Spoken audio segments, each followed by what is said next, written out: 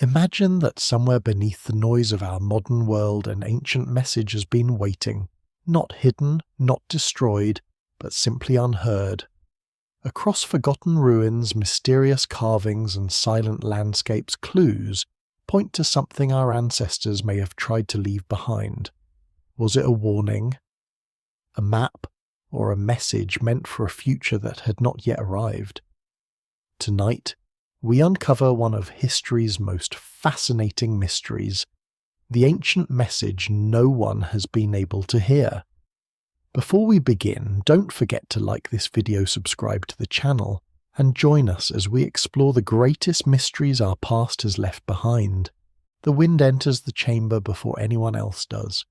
It slips through a narrow opening carved into solid stone thousands of years ago, brushes against rough walls darkened by age, and disappears into a room that has not welcomed many visitors since the last people who truly understood its purpose vanished from history. Nothing appears to happen at first. The chamber remains silent, almost stubbornly so. Then, as another step echoes across the floor, something unexpected unfolds. The sound does not simply bounce back, it lingers, it bends.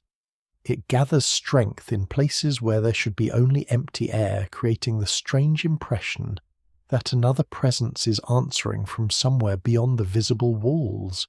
For generations, discoveries like this have unsettled archaeologists, musicians, engineers, and historians alike.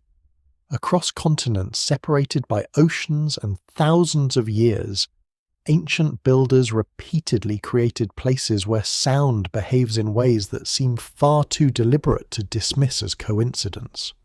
Some chambers amplify whispers until they seem to fill an entire sanctuary. Certain caves transform ordinary footsteps into rhythmic pulses. Massive stone circles send echoes in carefully timed intervals. Underground passages concentrate low frequencies that modern visitors describe as something they feel inside their bodies before they consciously hear them. No inscription explains why these places exist. No surviving manual tells anyone how they were intended to be used. The people who designed them left behind stone earth and carefully shaped landscapes, but whatever sounds once completed these places disappeared long ago. Perhaps that is why the mystery continues to grow rather than fade. Ancient civilizations leave countless messages for the future. Pottery carries fingerprints. Temples preserve mathematical precision. Bones reveal diseases, diets, and migrations. Written records describe kings, merchants, wars, and harvests. Yet there exists another category of message that proves far more difficult to recover. It was never meant to survive as an object. It lived only while someone sang, chanted, struck a drum, blew through a carved horn, or stood in exactly the right place at exactly the right moment. Once that sound faded, much of the message vanished with it. Before we go deeper, take a moment to like the video and subscribe if this is the kind of history and mystery you enjoy. Modern society often assumes that permanent knowledge belongs to writing. Libraries preserve ideas, books outlast generations, digital archives multiply information beyond imagination. Yet for nearly all of human history, writing either did not exist or remained available only to a tiny minority. Long before alphabets spread across kingdoms, people still found ways to preserve memory, authority, belief, and identity. Entire civilizations remembered their origins without books. Laws survived through repeated performance. Genealogies stretched back dozens of generations because trained individuals carried them entirely within memory. Sacred stories passed from elders to children with astonishing consistency. Sound Not Inc. formed humanity's oldest archive. What survives in the archaeological record suggests that prehistoric communities understood listening as something much deeper than entertainment. Sound organized labor. It synchronized movement during hunts and construction. It marked seasonal ceremonies. It defined sacred boundaries. A distant horn could signal danger across valleys where no written message could travel. A familiar rhythm united people who spoke different dialects. Certain melodies identified clans long before heraldry appeared. Unlike stone or metal, however, sound refuses to remain behind. Every spoken word disappears almost immediately after it is created. Every song dissolves into the surrounding air. Every ritual chant exists only for those present to experience it. The evidence remains incomplete because the medium itself is temporary. Archaeologists recover the instruments but not the music. They uncover temples but not the ceremonies. They discover burial chambers but not the voices that once echoed through them. This absence creates one of history's greatest paradoxes. The earliest humans almost certainly lived within soundscapes far richer than modern people imagine. Dense forests carried bird calls across enormous distances. Ice Age valleys reflected animal cries for miles. Waves crashing against ancient coastlines established constant rhythms. Thunder rolled across open grasslands with tremendous force. Human survival depended upon recognizing subtle differences between ordinary background noise and meaningful signals. Listening became a survival skill long before it became a spiritual one. Gradually, natural sounds blended with human intention. Stone struck against stone during toolmaking. Wooden poles produced different tones depending on their size. Animal skins stretched across hollow logs became primitive drums. Bones carved with carefully placed holes transformed breath into music. Archaeological discoveries from Europe reveal flutes crafted from bird bones and mammoth ivory more than 40,000 years ago. Their makers invested remarkable effort into creating instruments that served no obvious purpose for hunting or food preparation. Music existed astonishingly early in human history. That realization has changed how researchers interpret many prehistoric sites. Places once dismissed as merely functional increasingly reveal surprising acoustic qualities.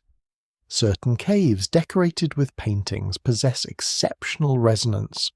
Large chambers containing images of bison, horses, and deer often coincide with locations where echoes become unusually powerful. Scholars still debate whether this pattern reflects deliberate choice or coincidence, but repeated discoveries across multiple regions make simple chance increasingly difficult to accept. The paintings themselves add another layer to the mystery. Many animals appear in deep cave chambers where natural light never reaches. Reaching these locations requires difficult journeys through darkness, carrying torches that produce shifting shadows across uneven rock. Speaking inside such spaces transforms ordinary voices into complex echoes. Singing creates effects impossible to experience outdoors. A single, sustained note can seem to come from every direction simultaneously. Perhaps the artwork and the sound belong together. No single explanation fully accounts for why prehistoric artists ventured so deep underground, but some researchers propose that the acoustic experience formed part of the ritual itself. Images alone may never have been the entire message. Instead, movement, flickering, firelight-painted walls and carefully controlled sound could have combined into an immersive experience that communicated ideas impossible to express through pictures alone. If true modern visitors encounter only fragments, the torches are gone, the songs have disappeared, the performers vanished thousands of years ago. What remains resembles discovering the walls of a theatre after every actor, musician, and audience member has left forever. Elsewhere, the pattern repeats with remarkable persistence. Massive stone monuments across Europe continue to puzzle researchers, not only because of their engineering, but because of how they influence sound. Certain standing stones reflect echoes in unusual ways. Circular arrangements create pockets where voices strengthen unexpectedly. Some experiments suggest that rhythmic drumming inside these spaces produces interference patterns capable of altering how listeners perceive direction and distance. These effects do not require supernatural explanations. Simple physics can create astonishing experiences when architecture interacts with sound waves. Ancient builders did not need advanced mathematics in the modern sense to discover these principles. Centuries of observation, experimentation, and inherited craftsmanship would have been enough. Communities building ceremonial sites generation after generation could gradually learn which shapes amplified voices, which chambers deepened low frequencies, and which landscapes naturally enhance ritual performance. Knowledge accumulated slowly. The builders may never have described acoustics as science, yet practical understanding often develops long before formal theory. Farmers cultivated crops long before botany. Sailors crossed oceans before physics explained buoyancy. Likewise, ancient architects may have mastered the behavior of sound simply because careful listening rewarded repeated experimentation. That possibility changes how many ancient structures are viewed today. Rather than treating temples, tombs, and monuments as silent ruins, researchers increasingly ask what they once sounded like. Every wall becomes a possible reflector. Every chamber suggests resonance. Every narrow corridor raises questions about voices passing through confined spaces. The architecture begins to resemble an enormous instrument waiting for performers who never return. Perhaps the greatest mystery is not that these sounds disappeared. It is that so many civilizations invested extraordinary effort into creating places where sound mattered so profoundly, despite knowing that the sounds themselves could never survive the passing of time. They built for voices that would vanish, ceremonies that would end, and listeners who would eventually disappear. Yet somehow the silence they left behind continues to speak. It invites each new generation to imagine that somewhere beneath layers of dust, collapsed roofs, forgotten languages, and vanished beliefs, an ancient message still waits.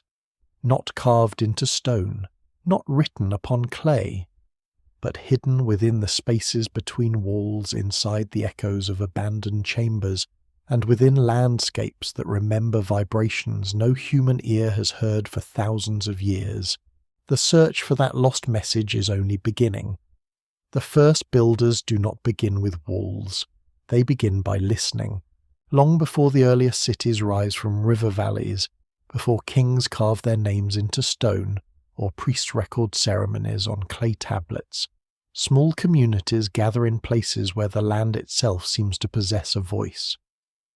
A limestone cave answers every shout with layered echoes that drift through darkness long after the speaker falls silent. A narrow canyon turns ordinary footsteps into rolling thunder.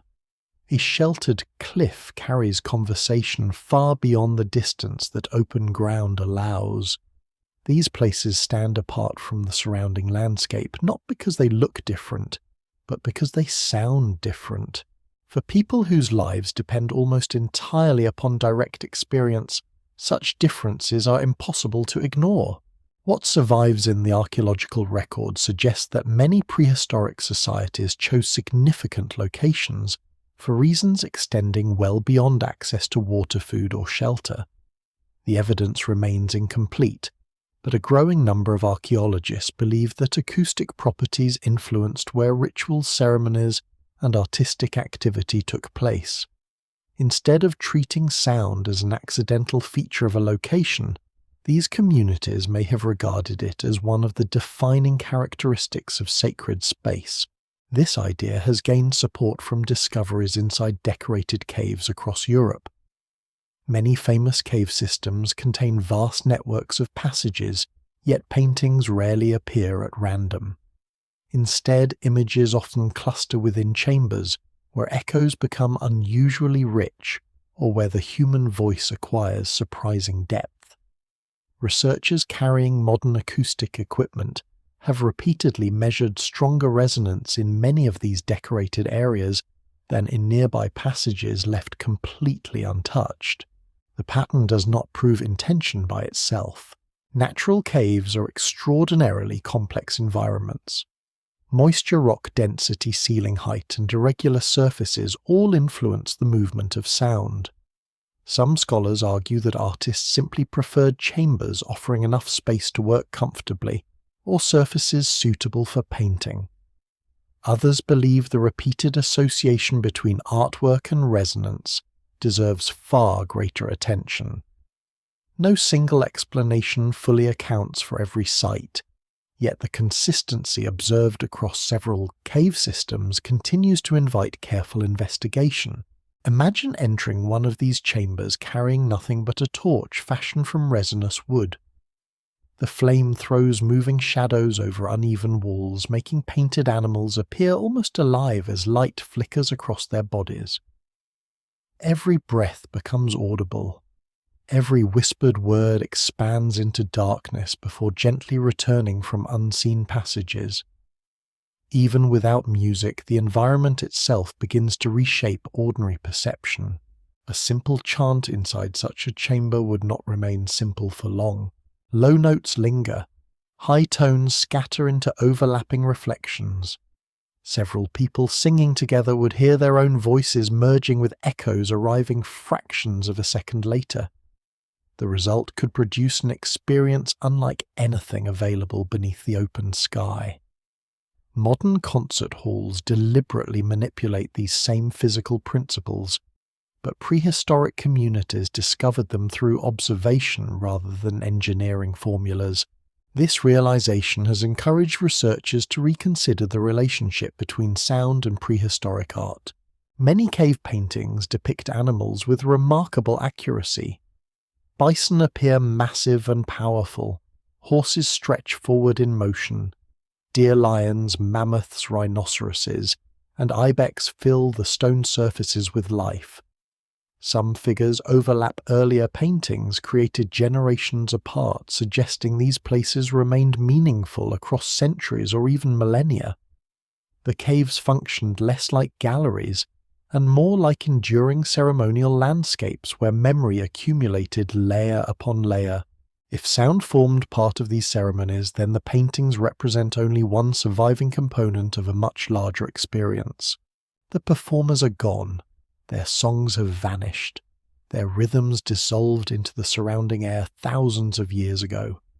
Archaeologists recover pigments, charcoal tools and footprints preserved in ancient mud, yet the voices that once animated these chambers leave almost no direct trace. Historians therefore face an unusual challenge. They must reconstruct not only objects but experiences. Experimental archaeology has become one way to approach this problem. Researchers have carefully reproduced prehistoric bone flutes using materials similar to those available during the Upper Paleolithic. Others have recreated drums from animal hides, stretched across wooden frames, or experimented with natural percussion created by striking stalactites and resonant stone formations. The goal is not to claim certainty about ancient performances, but to explore what would have been physically possible within these environments. The results are often striking. Certain stalactites produce clear musical notes when gently tapped. Some cave chambers naturally amplify low-frequency rhythms, allowing soft drumming to fill enormous spaces. Even human clapping generates surprisingly complex echoes that transform a single sharp sound into a rolling sequence of reflections. These experiments reveal possibilities that would otherwise remain invisible when studying caves as silent archaeological sites. Yet prehistoric builders do not limit themselves to natural formations forever. As communities gradually settle into more permanent villages, after the end of the last ice age, they begin shaping the landscape itself. Monumental architecture appears in regions where agriculture is only beginning to emerge. Massive stones are transported across surprising distances. Circular enclosures take form. Earthen embankments define sacred spaces separate from ordinary daily life. Among the most remarkable examples stands the monumental sanctuary of Göbekli Tepe in southeastern Anatolia, dating to nearly 12,000 years ago. Its enormous carved limestone pillars challenge long-held assumptions about the relationship between organized religion and settled civilization. Built before widespread farming fully transformed human society, the complex demonstrates that hunter-gatherer communities possessed the organizational ability to create monumental ceremonial architecture. Scholars still debate exactly how these enclosures were used.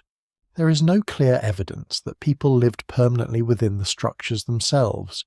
Instead, many researchers interpret the site as a gathering place where dispersed groups periodically assembled for rituals, feasting, and shared ceremonies. While direct evidence for specific musical performances remains elusive, the enclosed stone circles would inevitably have influenced how voices and percussion behaved within them. The builders may not have understood acoustics through mathematical equations, but they certainly experienced their effects. Every generation constructing ceremonial monuments inherited practical knowledge from those who came before. A wall placed slightly closer changes an echo. A taller pillar alters how sound travels through an enclosure. Roofed spaces behave differently from open courtyards. Such observations require neither writing nor advanced scientific theory. They emerge naturally through repeated building, careful listening, and collective memory passed from skilled builders to apprentices. In this way, architecture itself becomes a form of accumulated knowledge. Unlike spoken instruction, however, buildings preserve only the physical framework. They cannot preserve the performances that gave them life. A temple without ceremony resembles a musical instrument locked inside a sealed case. Its shape survives. Its craftsmanship remains visible. Yet its true purpose cannot be fully understood till someone imagines the sounds it was designed to embrace. This distinction is becoming increasingly important in modern archaeology. For generations, excavation focused primarily on recovering objects, pottery tools, ornaments, bones, inscriptions, and architectural remains. More recently, researchers have begun investigating sensory archaeology, an approach that considers how ancient people experience spaces through sight, touch, smell, movement, and especially sound. This broader perspective reminds us that human experience has always been multisensory. Ancient rituals were rarely silent affairs. Fire crackled. Feet shuffled across packed earth. Drums established rhythm. Voices rose together beneath open skies or inside echoing chambers. Meaning emerged from the combination rather than from any single element alone. Perhaps that explains why so much remains difficult to interpret today. Archaeologists excavate the stage after the performance has ended. The scenery survives remarkably well. The instruments occasionally remain. The footprints can sometimes be traced. But the voices that once united people across generations disappeared almost as soon as they were spoken. Even so, those vanished voices continue to shape the places where they once resounded. Every echo preserved within ancient stone reminds modern listeners that history is not made only of objects that endure. Some of its most important messages existed only as vibrations passing briefly through the air, carried from one human mind to another, before fading into silence that still lingers across the oldest landscapes on Earth. As permanent settlements grow larger and ceremonial architecture becomes more ambitious, ancient builders begin to discover that stone does more than support roofs or define sacred boundaries.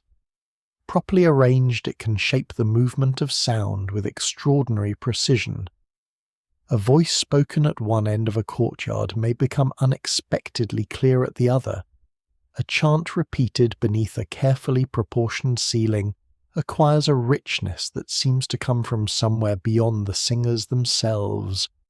Over generations, these observations accumulate into practical knowledge, and temples increasingly become places designed not only to be seen, but also to be heard. This transformation appears across civilizations separated by thousands of kilometers and many centuries. In the great ceremonial complexes of ancient Egypt, priests conduct rituals within forests of towering columns, whose massive stone surfaces reflect and soften voices in distinctive ways. The surviving temples at Karnak and Luxor today stand largely open to the sky, yet many once included roofed halls where sound behaved very differently from the ruined spaces modern visitors experience. Even modest speech inside these enclosed chambers would have echoed from stone to stone before gradually fading into silence. No written source explains every acoustic decision made by Egyptian architects. Temple inscriptions describe offerings, festivals, kings and gods with remarkable detail, but they rarely discuss how a building should sound. Nevertheless, the architecture itself suggests that sensory experience mattered deeply.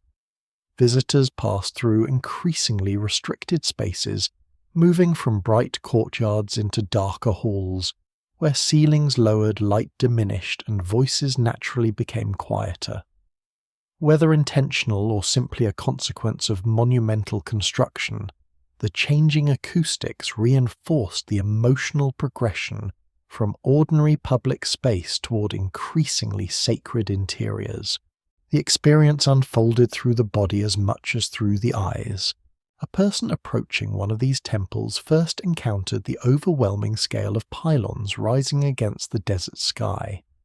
Then came the coolness of shaded colonnades. The smell of incense replaced the dry scent of sunlit stone. Sand gave way to carefully laid paving. Footsteps echoed differently beneath enclosed ceilings. The farther one advanced, the more the outside world seemed to disappear. Sound played a subtle role in that transition.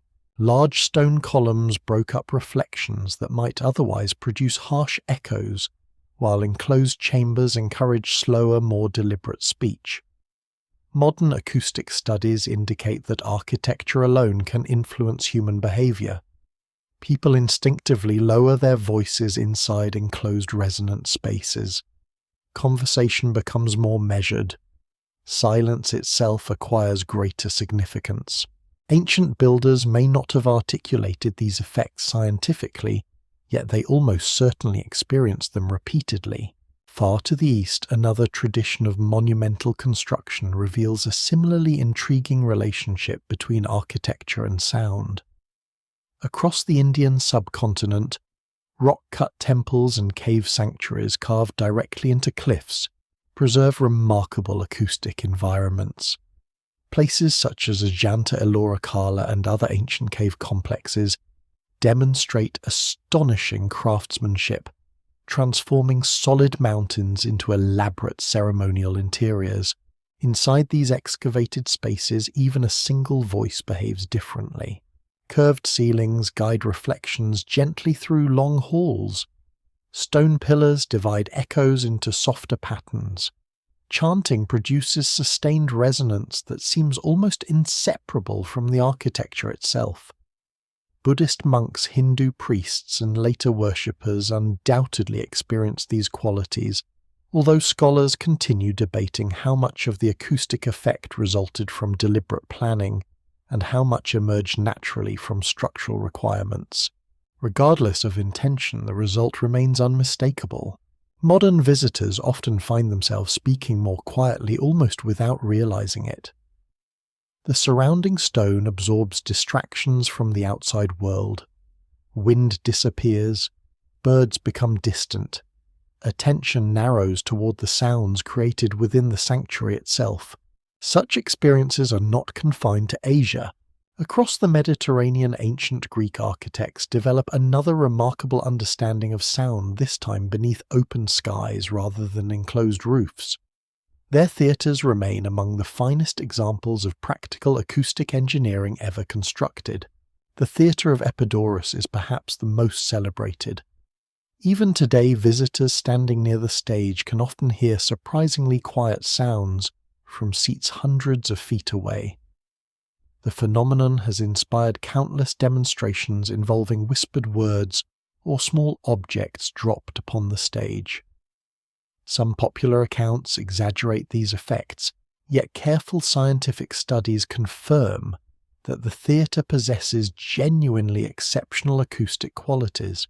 Its success depends upon several factors working together: The steep arrangement of seating allows sound to travel efficiently upward.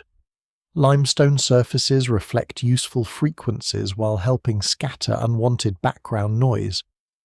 The geometry of the entire structure encourages speech to remain intelligible across remarkable distances without electronic amplification.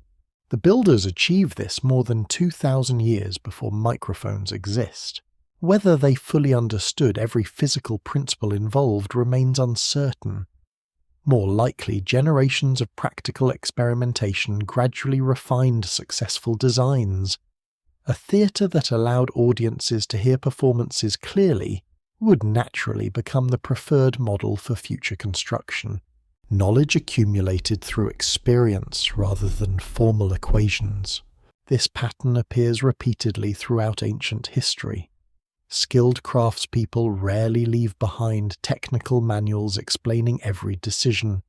Instead, expertise passes directly from master to apprentice. Builders learn by watching, measuring, repeating, correcting mistakes. Successful proportions become tradition. Effective layouts are copied. Poor designs quietly disappear. As centuries pass, architecture itself becomes a record of accumulated listening. Yet not every ancient structure intended for ceremony emphasizes clarity. Some spaces seem designed to create precisely the opposite effect. Deep beneath temples and palaces, narrow corridors twist through darkness before opening into surprisingly confined chambers. Here echoes become irregular rather than orderly. Sounds arrive from unexpected directions. Distinguishing their source grows increasingly difficult. Psychologists studying human perception note that unusual acoustic environments can subtly influence emotional experience. When reflections reach the ears only milliseconds apart, the brain sometimes struggles to identify where sounds originate. Familiar surroundings suddenly feel unfamiliar. Even without supernatural beliefs, such environments can evoke awe, uncertainty, or heightened attention. Ancient religious traditions frequently sought precisely these emotional states. Rituals often separated participants from ordinary daily life through carefully controlled environments. Fasting altered physical sensation. Darkness limited vision. Fragrant smoke obscured familiar surroundings. Repetitive chanting focused attention. Architecture then reinforced these experiences by reshaping the very sounds people produced. No single feature created the sacred atmosphere. Instead, every sensory element contributed to an experience greater than its individual parts. Recent advances in digital modeling allow researchers to explore these environments in entirely new ways. Using laser scanners, archaeologists create extraordinarily detailed three-dimensional maps of temples, caves, and ceremonial structures. Acoustic engineers then simulate how voices, drums, horns, and other instruments would have behaved within spaces long altered by collapse or erosion. The results sometimes challenge long-standing assumptions. Walls now missing may once have reflected sound into neighboring chambers. Wooden roofs completely decayed today dramatically changed resonance. Curtain statues, furnishings, and even the presence of large crowds influenced how ancient buildings sounded. Every reconstruction reminds researchers how incomplete the surviving archaeological record truly is. Stone alone tells only part of the story. The missing materials often prove just as important as those that endure.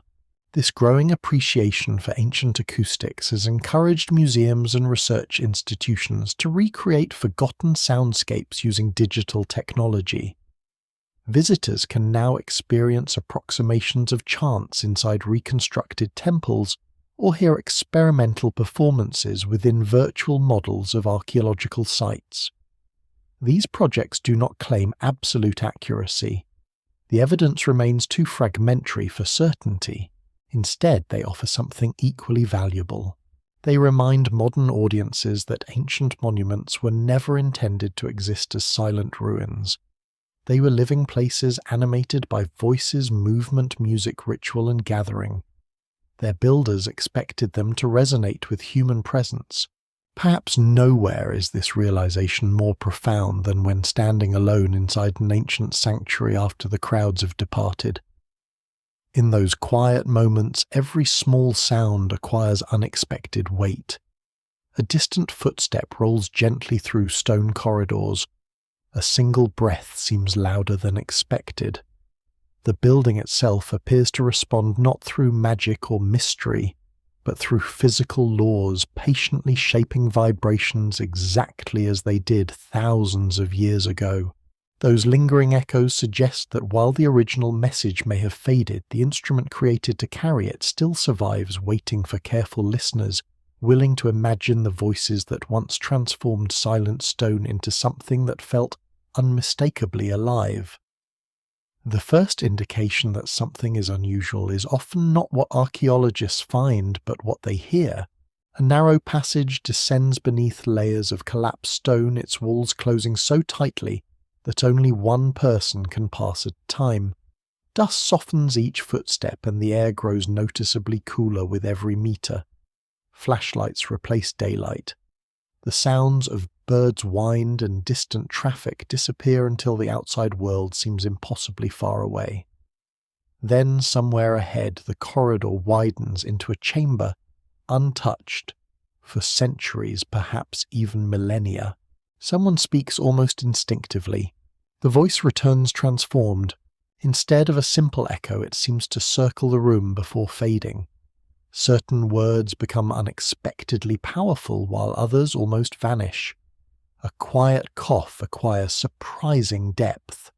The smallest scrape of a boot across stone lingers longer than expected, creating the unsettling impression that the chamber itself is responding.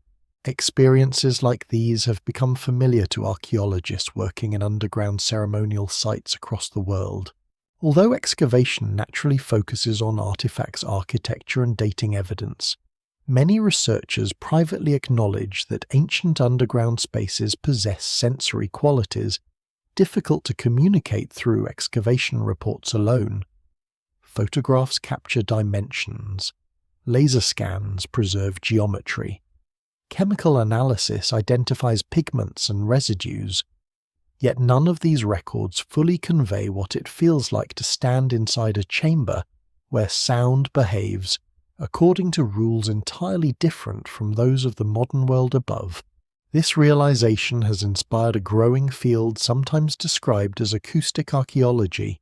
Rather than treating sound as an afterthought, researchers ask whether ancient builders deliberately selected or modified underground spaces because of their remarkable acoustic properties. The evidence varies from site to site, and scholars remain appropriately cautious. Geological processes alone can produce extraordinary resonance without any human planning. Nevertheless, repeated patterns have encouraged closer investigation. One of the most intriguing examples comes from prehistoric passage tombs. Across Ireland, Britain, and parts of Western Europe, massive burial monuments were constructed using enormous stone slabs, creating long corridors leading towards central chambers. Newgrange, built more than 5,000 years ago, is perhaps the best known. It is famous for the winter solstice sunrise, when sunlight briefly illuminates its inner chamber through a carefully aligned roof box. Yet the monument possesses another characteristic that attracts increasing attention. Its enclosed stone passages produce distinctive acoustic effects. Modern experiments conducted with careful respect for the site suggest that voices and low-frequency sounds behave differently inside the chamber than they do outside. Resonance strengthens particular tones while diminishing others. The experience is subtle rather than dramatic, but in complete darkness, where vision contributes almost nothing, even modest changes in sound become remarkably noticeable. The people who built Newgrange almost certainly experienced this repeatedly. Whether they intentionally designed every acoustic feature remains uncertain. No surviving records explain their intentions. However, constructing a monument requiring hundreds of thousands of stones over many years suggests careful observation rather than random effort. Every architectural decision likely carried practical, symbolic, or ceremonial significance. Elsewhere, underground sanctuaries reveal similar possibilities. On the Mediterranean island of Malta stands the extraordinary Hal Saflieni Hypogeum, a subterranean complex carved directly into limestone around 5,000 years ago. Descending through its chambers feels less like entering a tomb, and more like entering another world entirely. Multiple levels extend beneath the surface, connected by carefully cut passages, leading toward rooms whose exact purposes scholars still debate. One chamber has become particularly famous. Known informally as the Oracle Room, it possesses remarkable acoustic behavior. Controlled studies indicate that a human voice speaking at certain low frequencies resonates throughout much of the complex. Listeners standing in different locations perceive the sound with unusual intensity, as though it travels through both air and stone simultaneously. The phenomenon requires no supernatural explanation. Every enclosed space possesses natural resonant frequencies determined by its size, shape, and materials. When a voice matches one of those frequencies, the resulting reinforcement can produce surprisingly powerful effects. Modern concert halls deliberately exploit the same principles. What remains uncertain is whether the builders of the Hypogeum intentionally shaped the chamber to achieve this outcome, or simply discovered its remarkable properties after excavation. Either possibility is fascinating. If deliberate, it suggests sophisticated empirical knowledge gained through observation and experience. If accidental, it still raises the question of why generations continued using a chamber whose unusual acoustics must have been immediately apparent. In both cases, sound became part of the monument's identity. Recent neurological research has added another intriguing dimension to these discoveries. Studies examining the effects of sustained low-frequency vocal resonance indicate that certain sounds can influence attention-breathing patterns and subjective emotional experience. Researchers remain careful not to overstate these findings. Human responses vary considerably, and no evidence supports sensational claims about mystical frequencies producing supernatural powers. Even so, the results highlight something important. Ancient ritual participants did not experience architecture as detached observers. They stood inside these spaces while singing, chanting, breathing, moving, and listening together. Their psychological experience emerged from the interaction between the human body and the surrounding environment. That interaction may have been far more powerful than modern visitors appreciate. Most archaeological sites today exist in profoundly altered conditions. Roofs have collapsed, entrances have widened, decorative furnishings have disappeared, wooden elements decayed long ago. Crowds of tourists replace small ceremonial gatherings. Electric lighting removes darkness that once shaped every movement. The original acoustic environment has therefore changed as well. Even relatively minor structural damage can dramatically alter how sound behaves inside enclosed spaces. A missing wall allows echoes to escape. A collapsed ceiling shortens reverberation. Modern restoration materials reflect sound differently from ancient stone or timber. Every alteration distances present-day experience from the original. Digital reconstruction offers one way to bridge that gap. Using precise laser measurements, researchers can recreate damaged chambers inside computer models and estimate how they once responded to voices or musical instruments. These simulations cannot reproduce vanished ceremonies with complete accuracy, but they reveal possibilities impossible to observe in ruined structures alone. Sometimes the reconstructions produce unexpected results. A chamber previously assumed to serve as simple storage may possess acoustics unusually well suited to chanting. A corridor once dismissed as purely functional may concentrate sound toward a central sanctuary. Small architectural features previously regarded as decorative may subtly influence resonance. Each discovery encourages archaeologists to ask new questions rather than settle for old assumptions. Not every underground site, however, displays extraordinary acoustics. Many remain entirely ordinary. This distinction is important because it reminds researchers to avoid seeing intentional design everywhere. Scientific caution requires comparing exceptional examples with more typical structures. Only by examining broad patterns can meaningful conclusions emerge. What survives in the record suggests a complex reality.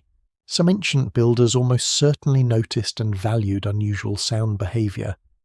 Others may have considered it irrelevant. Different cultures likely assigned different meanings to similar acoustic experiences. Human history rarely offers universal explanations, yet one recurring theme appears across continents.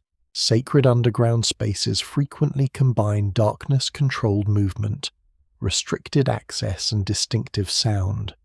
Individually, each feature influences human perception only modestly. Together they create environments unlike ordinary daily life. Perhaps that was the true purpose all along. Rather than conveying a specific hidden message, these chambers may have transformed the people entering them. Sound became not merely information, but experience. The echo of a single voice reminded listeners that they had crossed an invisible boundary between the familiar world above and a place where ordinary sensations no longer applied. Thousands of years later, those echoes remain among the few surviving witnesses. They cannot reveal the exact words once spoken, the prayers once sung, or the ceremonies now forgotten. But they continue to preserve something equally remarkable: evidence that ancient civilizations understood silence and sound not as opposites, but as partners in shaping moments they hoped would never be forgotten, even after the voices themselves had disappeared forever. If stone preserves the spaces where ancient voices once gathered, then the surviving instruments preserve something even more intimate. They are the physical remains of sounds that no human being has truly heard for thousands and sometimes tens of thousands of years. A flute carved from bone, a bronze trumpet sealed inside a forgotten tomb, a hollow shell worn smooth by countless ceremonies, each survives as a silent object carrying within its shape the possibility of music that has almost completely vanished from memory. Unlike pottery or weapons, musical instruments are incomplete the moment they are excavated. An ancient bowl still functions as a bowl, a spearhead still reveals its basic purpose, but a flute without its player tells only half the story. The object survives while the breath rhythm technique and tradition required to animate it disappear almost entirely. Archaeologists therefore recover not the music itself, but the framework that once allowed music to exist. That distinction makes ancient instruments among the most mysterious artifacts ever discovered. One of the oldest known examples comes from caves in southern Germany, where archaeologists uncovered carefully crafted flutes dating back roughly 40,000 years. Some were carved from the hollow bones of large birds. Others required far greater effort, being shaped from mammoth ivory, split into sections hollowed with remarkable precision, and then carefully rejoined. The craftsmanship alone is extraordinary. Creating such instruments demanded patience, planning, and highly developed manual skill. A mistake made while carving fragile ivory could destroy weeks of work. Yet prehistoric craftspeople continued producing them across generations, suggesting that music occupied an important place within their communities. No one knows exactly what melodies these flutes produced. Researchers have reconstructed replicas using the same materials and techniques, then invited skilled musicians to experiment with them. The resulting sounds are hauntingly clear. Despite their great age, many produce recognizable musical scales and surprisingly expressive tones. Listening to these modern reconstructions offers perhaps the closest approximation available to the soundscape of Ice Age Europe. Even then, something essential remains missing. Modern musicians inevitably bring contemporary habits of breathing rhythm, phrasing, and musical expectation. The original performers belong to cultures separated from us by tens of thousands of years. Their understanding of melody, tempo, and performance may have differed profoundly from anything familiar today. The instrument survives. Its musical language does not. This pattern repeats throughout ancient history. Across the Andes, shell trumpets fashioned from large marine conchs carried sound through mountain valleys long before European contact. In ancient Egypt, long ceremonial trumpets accompanied royal processions and religious festivals. Bronze Age Europe produced magnificent bronze horns, whose sweeping curves remain among the most visually striking musical instruments ever discovered. Ancient China developed sets of tuned bronze bells capable of performing remarkably sophisticated musical compositions. Mesopotamian cities supported skilled musicians whose harps and lyres appeared in royal courts and temple ceremonies. Each discovery broadens the picture. Music was not a minor cultural activity confined to isolated communities. It emerged independently across civilizations occupying deserts, forests, river valleys, mountains, and coastlines. Wherever complex societies developed organized sound almost always accompanied them, yet the surviving archaeological evidence remains frustratingly uneven. Wood decays rapidly in many environments, leather drumheads rot away, plant fibers disappear. Strings made from animal gut rarely survive more than a fraction of the time that stone or metal endure. As a result, the archaeological record favours instruments built from exceptionally durable materials, while almost certainly underrepresenting many others that once formed the heart of everyday musical life. Entire orchestras may have vanished without leaving recognisable traces. A ceremonial performance involving wooden flutes, stretched hide drums, rattles woven from reeds, and singers wearing feathered costumes might disappear almost completely after only a few centuries under unfavourable conditions. Future archaeologists could recover only scattered fragments, never realising the complexity of what had once existed. This challenge becomes especially apparent in ancient Egypt. Wall paintings depict ensembles of harpists, flutists, percussionists, singers and dancers participating in religious ceremonies, banquets, and royal celebrations. Tomb reliefs preserve surprisingly detailed images of musical performance.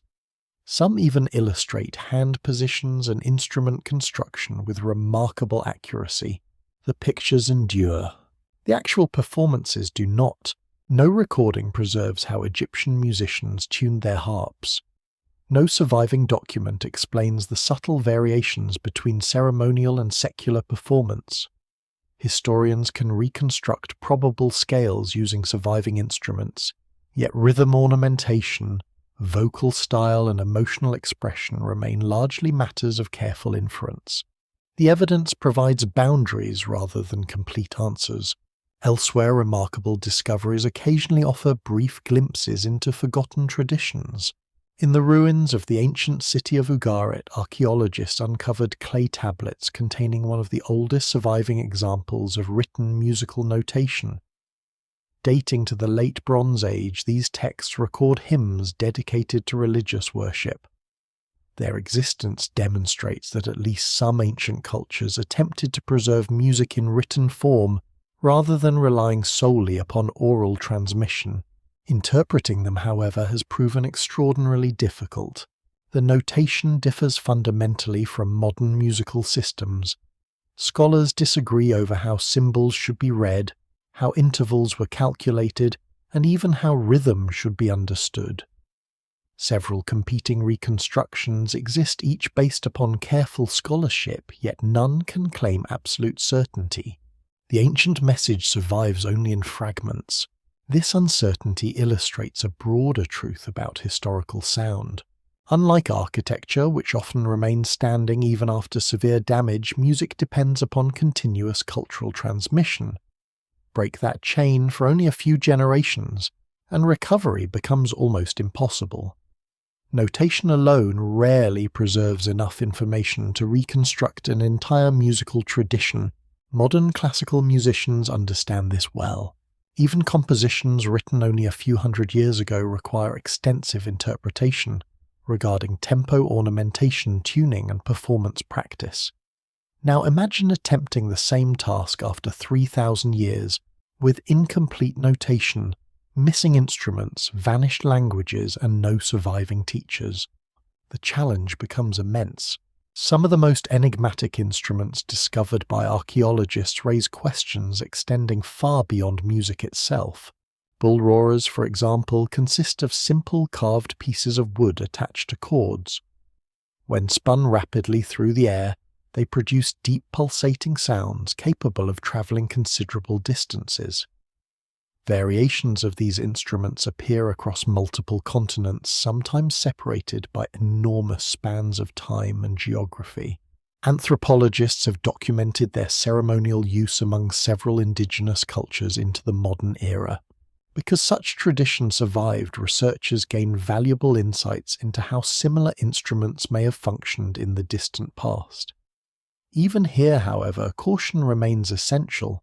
Similar objects do not necessarily carry identical meanings across unrelated societies. Context always matters. An instrument acquires significance through the belief ceremonies and relationships surrounding it. Remove those cultural foundations and interpretation becomes far more uncertain. Experimental archaeology has once again become an invaluable tool. Craft specialists recreate ancient instruments using historically accurate materials and manufacturing techniques. Musicians then explore their capabilities while researchers analyze frequency ranges, projection, durability, and playability. These experiments reveal practical possibilities impossible to appreciate by viewing fragile museum artifacts displayed behind glass. Some reconstructed bronze horns can be heard for astonishing distances across open landscapes. Bone flutes demonstrate sophisticated tuning that challenges outdated assumptions about prehistoric musical ability. Large frame drums produce low-frequency vibrations capable of resonating through enclosed ceremonial spaces. Each reconstruction adds another piece to the growing puzzle. Yet perhaps the greatest lesson comes not from the sounds themselves but from their disappearance. Every ancient civilization invested enormous effort in creating music, despite knowing that every performance would eventually fade into silence. Songs outlived individual performers only because each generation patiently taught the next.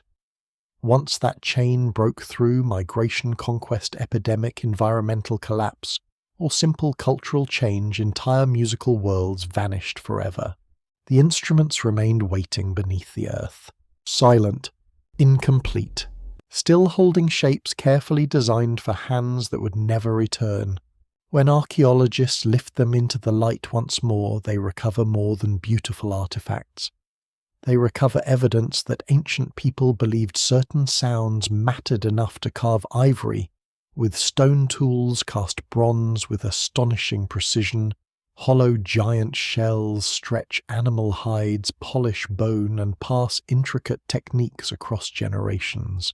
Those forgotten sounds may never be fully restored, but every instrument reminds us that somewhere beyond the limits of surviving history lies a vast library composed not of written words, but of melodies, rhythms, and voices that once carried messages powerful enough to unite entire communities before disappearing into silence, leaving only the objects that once gave those invisible vibrations their form. Even when an ancient song disappears, traces of its existence sometimes remain in the language that surrounded it. A ritual melody may vanish forever, yet the words once sung survive on clay tablets. A prayer may be carved into stone while the rhythm that gave it meaning is lost. In other cases, the opposite happens. The sounds continue through oral tradition, but the language itself changes until the original meaning slowly fades from memory. Between these two extremes lies one of history's most difficult mysteries. How much of the ancient world disappeared not because its monuments collapsed, but because no one remained capable of understanding the voices that once filled them? The loss of a language is unlike the destruction of a city. A ruined temple can be excavated, a shattered statue can be restored. Broken pottery may be reconstructed from thousands of scattered fragments. Language follows different rules. It exists only while communities continue speaking, teaching, and understanding it. Once the final fluent speaker dies without passing it forward, an entire way of describing reality vanishes. That disappearance affects far more than vocabulary. Every language organizes memory differently. Certain concepts occupy central positions in one culture while barely existing in another. Some languages distinguish dozens of subtle environmental conditions because survival depends upon noticing them. Others develop extraordinary precision when describing kinship, navigation, ritual, or seasonal change. Ancient ceremonial language almost certainly belonged to this category.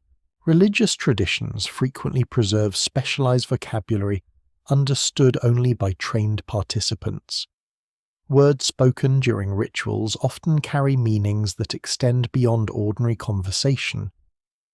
Pronunciation, rhythm, pauses, and repetition become as important as the literal definitions themselves. If those traditions disappear, translation becomes extraordinarily difficult. Modern linguists encounter this challenge repeatedly when studying extinct civilizations.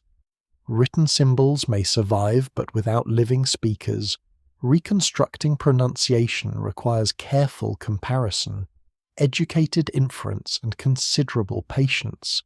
Even successful decipherment rarely restores the full emotional and cultural richness once carried by spoken performance.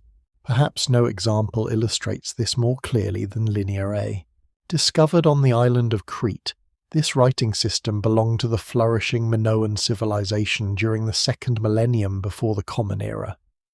Hundreds of inscriptions survive on clay tablets, vessel seals, and ceremonial objects. Scholars recognize many of the individual symbols. They understand how the script functions structurally, because its later relative Linear B was successfully deciphered during the 20th century. Yet Linear A itself remains unread. The problem does not lie in identifying the signs. The deeper challenge is that the underlying language has disappeared. Unlike Linear B, which records an early form of Greek, Linear A appears to represent an entirely different language, with no securely identified modern descendant. Researchers can often estimate how certain symbols were probably pronounced, but pronunciation alone does not reveal meaning. Imagine finding a recording of an unfamiliar language with perfect audio quality but absolutely no dictionary.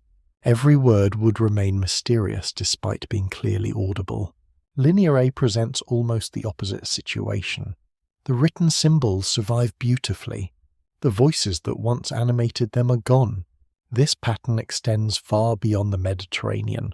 Across the ancient Near East, Egypt, Central Asia, and the Americas, inscriptions survive whose meanings remain uncertain or only partially understood. Some scripts resist decipherment because too few examples exist. Others preserve languages isolated from known linguistic families. Still others may contain administrative records rather than the ceremonial texts researchers most hope to recover. The silence grows deeper with every missing connection. Even when scholars successfully decipher an ancient script, another challenge immediately appears. Writing rarely captures speech completely. Modern readers sometimes forget this because contemporary alphabets represent spoken language with remarkable efficiency. Ancient writing systems often functioned differently. Many omitted vowels. Others relied upon context to distinguish multiple meanings. Certain ceremonial performances probably depended heavily upon tone emphasis, gesture, and musical delivery that no writing system attempted to record. Reading the words therefore reveals only part of the original message. Ancient Egypt provides an excellent example. Hieroglyphic inscriptions preserve thousands of religious texts, royal proclamations, hymns, and funerary compositions. Scholars can read much of this material with considerable confidence. They understand grammar, vocabulary, and many cultural references, But no one knows exactly how classical Egyptian sounded. Linguists reconstruct probable pronunciations by comparing later stages of the language, ancient transcriptions into other writing systems, and evidence preserved through Coptic, the final phase of the Egyptian language. These reconstructions are careful and scientifically grounded, yet they remain approximations. The voices of the pyramid builders have never truly returned. Even familiar names illustrate the problem. The pronunciation commonly used for famous pharaohs reflects conventions developed through Greek, Latin, and modern European scholarship, rather than exact ancient speech. The original sounds spoken beside the Nile thousands of years ago almost certainly differed in subtle but meaningful ways. Those differences matter. Sound carries emotional weight beyond literal meaning. A sacred chant performed with precise rhythm can produce an entirely different experience from the same words spoken casually. The effect resembles poetry translated into another language. Much of the information survives, yet something essential inevitably changes. Oral traditions complicate the picture even further. For countless societies, the most important knowledge never appeared in writing at all. Australian Aboriginal songlines preserve geographical knowledge through music. Polynesian navigators memorized vast bodies of information, allowing ocean voyages across thousands of kilometers without written charts. West African griots maintained detailed genealogies and historical traditions through carefully trained memory. Indigenous communities throughout the Americas, Africa, Asia, and Oceania transmitted ecological knowledge orally across generations with astonishing precision. These traditions demonstrate something fundamental. Human memory, when supported by structured performance, can preserve extraordinary quantities of information over very long periods. Yet such systems also remain vulnerable. Disease warfare, forced migration, cultural suppression, or rapid social change can interrupt transmission within only a generation or two. Once that happens, recovery becomes nearly impossible, because nothing equivalent to a written archive exists. The loss is often invisible. A ruined library announces its destruction dramatically. An interrupted oral tradition may leave almost no archaeological trace. Researchers therefore suspect that enormous portions of humanity's intellectual heritage disappeared without leaving recognizable evidence behind. Not every undeciphered message belongs to writing. Some archaeological objects appear carefully designed for communication, yet their exact purpose remains uncertain. Carved stone discs, engraved plaques, unusual arrangements of symbols and ritual artifacts occasionally resist convincing interpretation despite decades of study.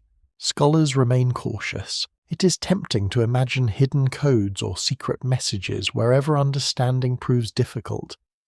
History repeatedly shows, however, that ordinary explanations often replace sensational theories once additional evidence emerges.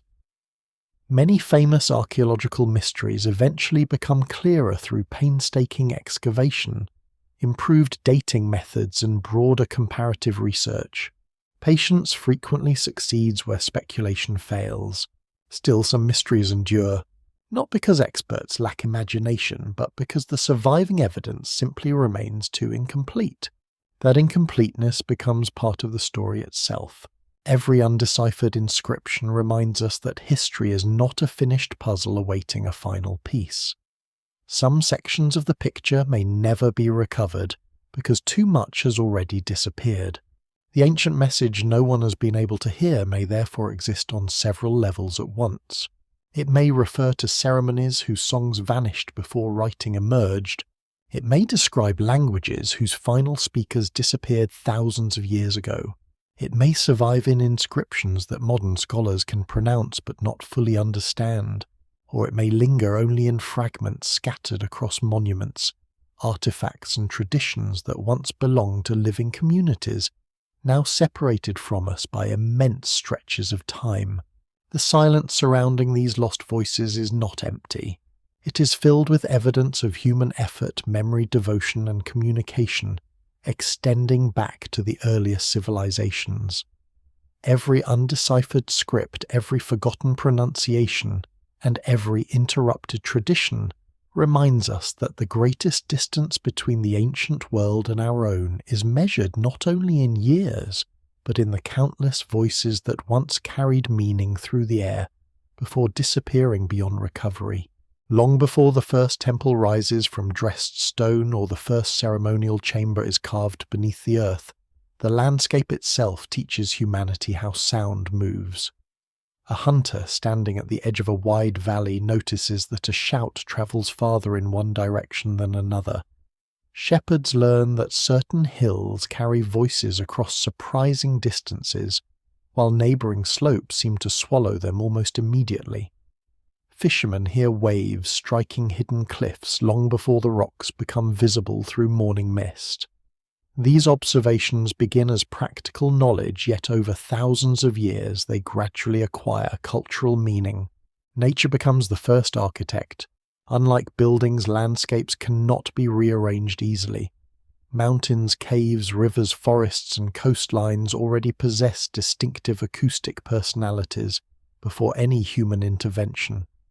Communities returning to the same places generation after generation inevitably become familiar with these qualities. Children grow into adults knowing exactly where a horn can be heard across the valley, where echoes confuse direction, or where silence settles with unusual intensity. What begins as experience slowly becomes tradition. Archaeologists increasingly recognize that many sacred landscapes cannot be understood through visual appearance alone. Two hills may look almost identical, yet one carries sound in remarkable ways, while the other does not. A cave entrance may appear unremarkable until someone steps inside and discovers that every spoken word returns layered with complex reflections. A narrow gorge may transform rushing water into a continuous low-frequency roar, unlike anything heard elsewhere in the surrounding region. For ancient observers, such places likely stood apart from ordinary terrain. Modern people often separate natural beauty from physical explanation. A canyon echoes because of geology. A cave resonates because of limestone. A mountain reflects sound because of its shape. Scientific understanding allows these mechanisms to be described with remarkable precision. Ancient communities experienced the same phenomena without dividing them into separate categories. The physical effect and the emotional response formed a single reality. This perspective helps explain why certain natural features appear repeatedly within ritual traditions across widely separated cultures. High cliffs become places of prayer. Springs emerge as sacred sites. Caves serve as ceremonial centers. Isolated rock formations acquire legendary significance. Although beliefs differ enormously from one society to another, many traditions consistently associate unusual landscapes with communication between the human world and forces beyond ordinary experience. Sound often plays a quiet but persistent role in these associations. In the deserts of the American Southwest, towering sandstone walls create remarkable acoustic environments.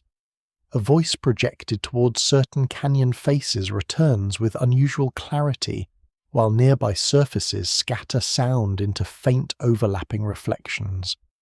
Indigenous peoples living in these regions possessed intimate knowledge of such landscapes for countless generations.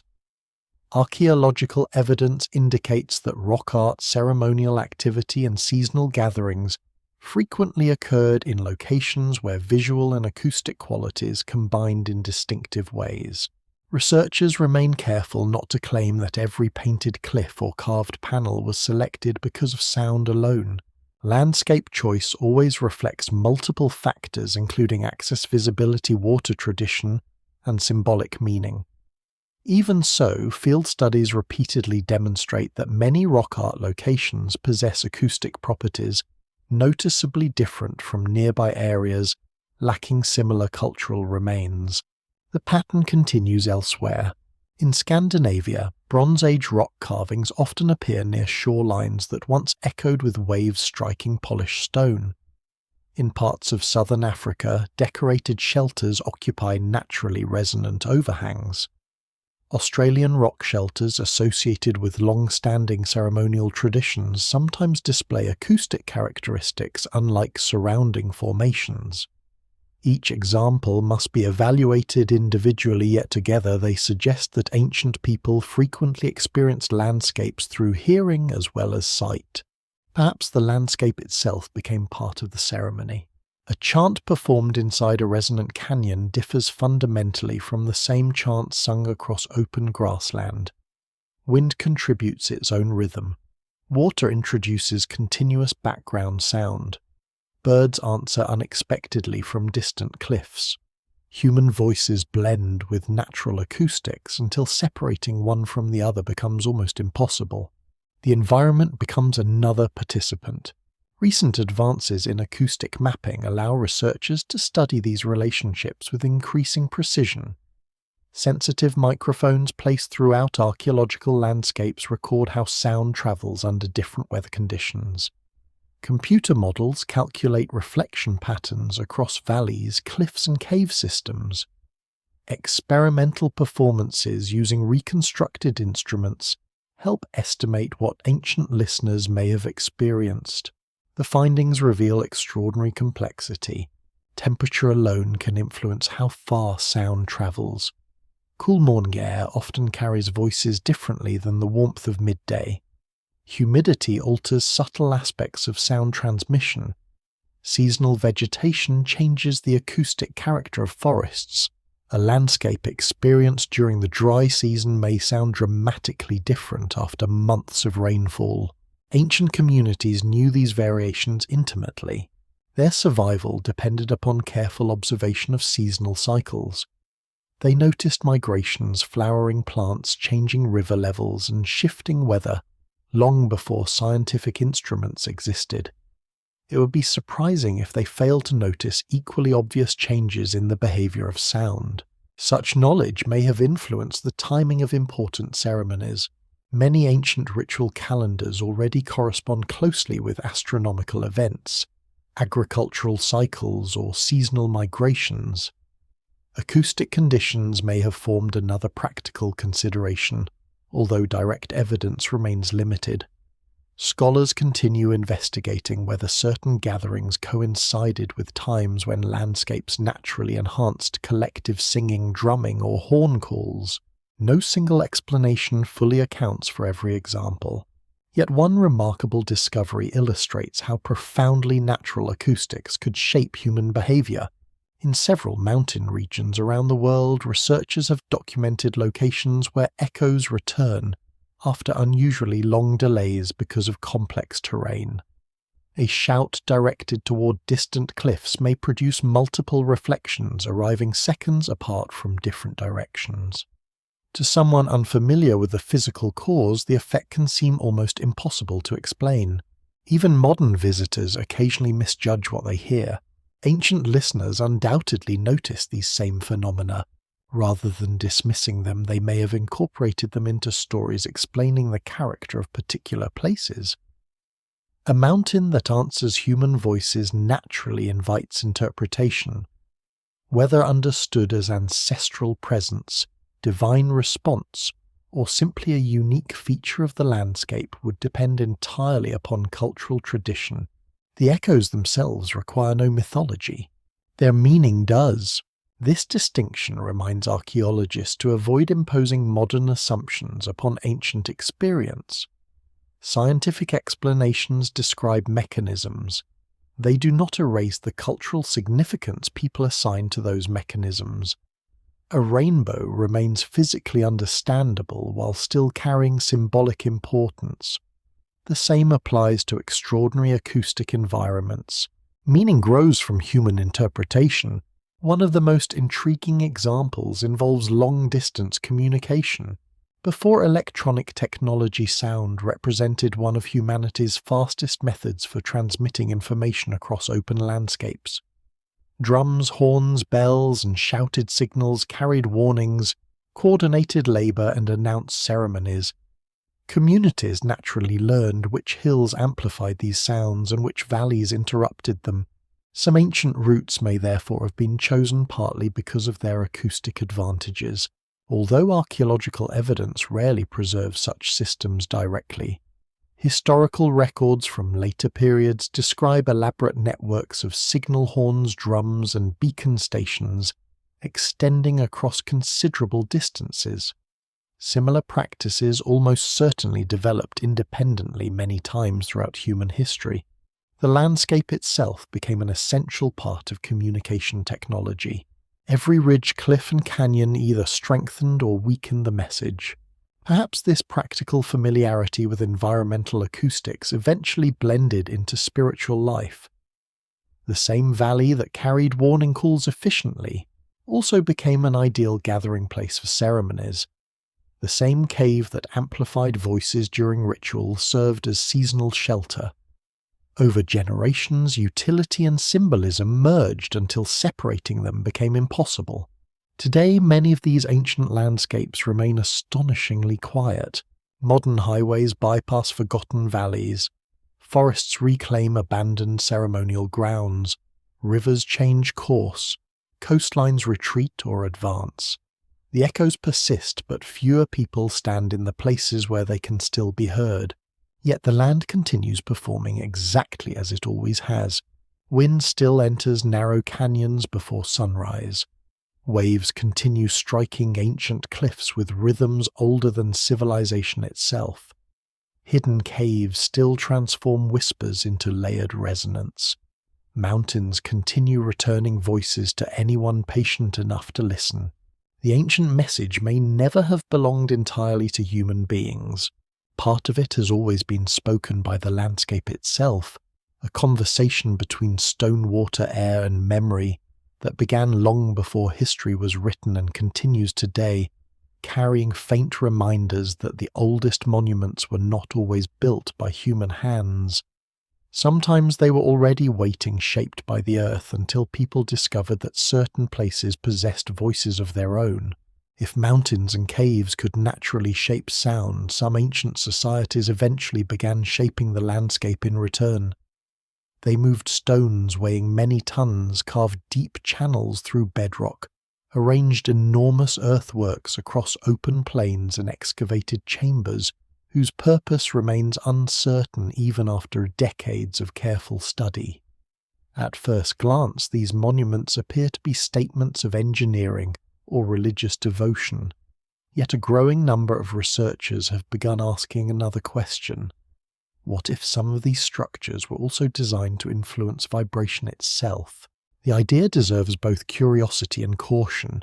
Popular culture has often raced far beyond the available evidence, claiming that ancient civilizations possessed mysterious sound technologies capable of levitating stones, generating limitless energy, or communicating across impossible distances.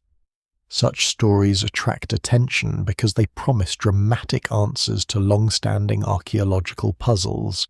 Mainstream archaeology, however, does not support these extraordinary claims. No credible evidence demonstrates that prehistoric societies used unknown acoustic machines to build pyramids or transport megaliths. Engineering studies consistently show that large monuments could be constructed using combinations of human labor, carefully organized logistics, sledges, rollers, ropes, ramps, and remarkable patience. Yet rejecting unsupported theories does not mean sound played no meaningful role.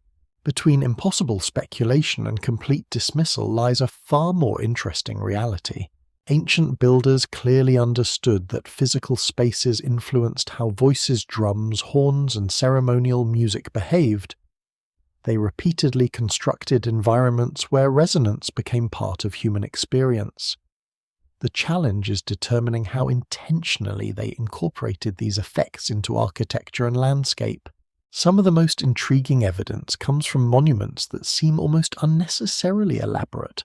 Across Britain, Ireland, Brittany, and parts of continental Europe, enormous standing stones were arranged into circles, avenues, horseshoes, and alignments over many centuries. These monuments required extraordinary effort. Individual stones sometimes weighed many tons and were transported across considerable distances. Their exact functions remain subjects of continuing debate. Astronomical alignments clearly mattered at certain sites. Burial practices appear important at others.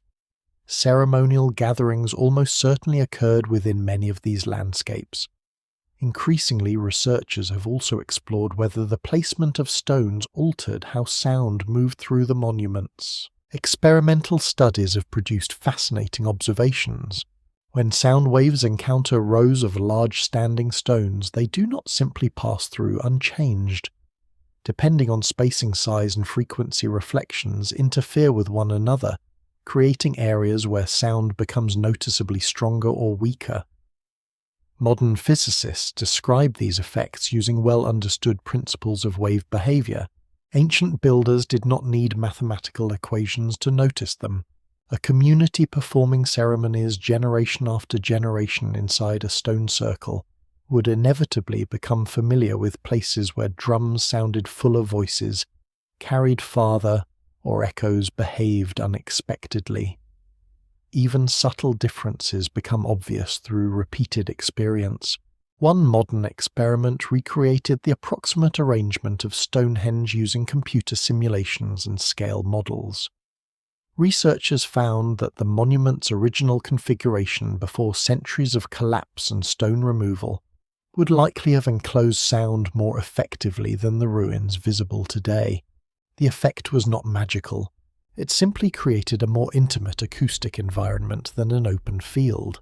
Participants gathered within the circle would have experienced voices and percussion differently from people standing outside it. This distinction may have reinforced social or ceremonial boundaries without requiring any extraordinary technology. The monument itself quietly shaped perception. Similar questions arise at prehistoric earthworks. Across many parts of Europe and the Americas, ancient communities constructed circular embankments, enclosed plazas, and monumental mounds. These landscapes often appear visually impressive, yet they also influence how sound travels. Earthen banks can block wind, reduce outside noise, and reflect certain frequencies back towards central gathering spaces. Modern outdoor amphitheatres intentionally use comparable principles. Again, practical observation may explain much of the phenomenon. Builders organizing large ceremonies naturally preferred locations where participants could hear important speakers, singers, or ritual leaders. Successful designs were remembered and repeated. Over generations, effective acoustic layouts gradually became traditional architectural forms. The archaeological evidence fits this gradual process remarkably well. No sudden technological revolution appears. Instead, construction techniques evolve slowly through accumulated experience. Perhaps the most remarkable examples involve carved stone chambers hidden within larger monuments. At Newgrange Maeshowe and several other passage tombs, narrow corridors lead toward carefully constructed central rooms assembled from massive stone slabs. These interiors create enclosed acoustic environments unlike anything outside. Researchers conducting controlled measurements have documented resonant frequencies produced naturally by the chamber dimensions. Certain low tones persist noticeably longer than others. Human chanting frequently falls within similar frequency ranges. This observation has generated considerable discussion. Some scholars propose that the builders intentionally created spaces enhancing vocal performance during ceremonies associated with burial ancestry or seasonal ritual. Others argue that the acoustic effect simply resulted from practical architectural decisions required to support enormous stone roofs. The evidence cannot yet distinguish decisively between these possibilities. Both remain plausible. Scientific integrity requires accepting uncertainty where certainty does not exist. That uncertainty extends beyond Europe. In Mesoamerica, ceremonial plazas surrounded by pyramids and temples frequently demonstrate surprising acoustic behavior. At the great city of Chichen Itza, visitors have long noticed that clapping near the main pyramid produces an unusual echo resembling a brief chirping sound. Acoustic engineers have studied this effect carefully. The pyramid's stepped geometry reflects sound in a way that compresses multiple echoes into a distinctive pattern. Whether the builders intentionally designed the structure to imitate the sacred call of local birds remains debated. Some researchers consider the resemblance meaningful. Others believe it may represent an intriguing coincidence arising from architectural form. No single explanation fully accounts for the observation. Regardless of intention, the phenomenon illustrates how monumental architecture can unexpectedly transform ordinary sounds into something entirely different. Such discoveries encourage archaeologists to think more broadly about ancient sensory experience. Monuments were never viewed only from a distance. People walked through them, touched them, sang within them, listened inside them, gathered around them during changing seasons, shifting weather, and different times of day. Every one of those experiences contributed to the monument's meaning. Another often overlooked clue comes from the placement of carved surfaces. At several archaeological sites, engraved stones appear in locations where voices naturally resonate, or where ceremonial participants would likely pause during processions. The carvings themselves vary enormously between cultures, yet their repeated association with movement and sound invites further investigation. Perhaps images and acoustics work together. A carved symbol illuminated by firelight while voices echoed through an enclosed passage would have created a profoundly different impression than the same carving displayed silently inside a museum. Modern archaeology increasingly attempts to reconstruct these multisensory environments. Researchers combine architectural analysis, acoustics, experimental performance, ethnography, environmental reconstruction, and digital modeling into increasingly sophisticated interpretations. Rather than asking what ancient monuments looked like, they now ask how they were experienced by living communities. The answers remain incomplete. Many ancient structures have suffered irreversible damage. Roofs collapsed, wood decayed, decorative fabrics disappeared. Crowds of worshippers gave way to quiet ruins visited by tourists carrying cameras instead of ritual instruments. Even so, enough survives to reveal an important truth. Ancient builders did not merely occupy the landscape. They entered into conversation with it. They discovered places where stone responded to sound, then expanded those discoveries through architecture engineering and collective memory. Without writing technical manuals or developing formal acoustic science, they created environments where vibration became inseparable from ceremony. The ancient message hidden in these places may therefore never have been encoded within mysterious machines or forgotten technologies. It was embedded in experience itself. Every carefully placed stone, every enclosed chamber, every raised embankment, and every winding passage quietly guided human voices in ways that transformed ordinary speech into something memorable. The message was never simply heard. It was lived, shared, and repeated until the communities that understood it disappeared, leaving behind monuments that still preserve the physical framework of performances whose final echoes faded into silence thousands of years ago. For thousands of years, the greatest obstacle to recovering ancient sound was not a lack of curiosity. It was a lack of technology. Archaeologists could measure walls with tape sketch chambers by hand and estimate the dimensions of ruined buildings, but they had no practical way to recreate how those spaces once interacted with human voices. Every hypothesis remained limited by imagination. That has begun to change.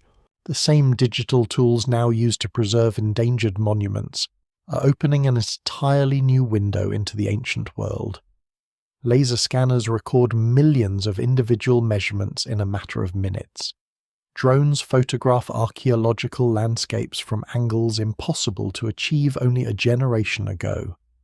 Ground-based radar reveals buried structures without disturbing the soil. High-performance computers transform these enormous collections of data into remarkably accurate three-dimensional models. For researchers studying ancient acoustics, these developments represent a quiet revolution. Instead of standing inside a damaged temple wondering how it might once have sounded, scientists can reconstruct missing walls, estimate original roof heights, and calculate the movement of sound through spaces that have not existed in their complete form for centuries. The process begins with extraordinary precision. Modern laser scanners emit countless pulses of light, each reflecting from stone surfaces before returning to the instrument. By measuring these reflections, the scanner builds an incredibly detailed digital map containing millions, sometimes billions of individual points. Every crack, pillar, doorway, ceiling curve, and carved surface becomes part of a virtual reconstruction.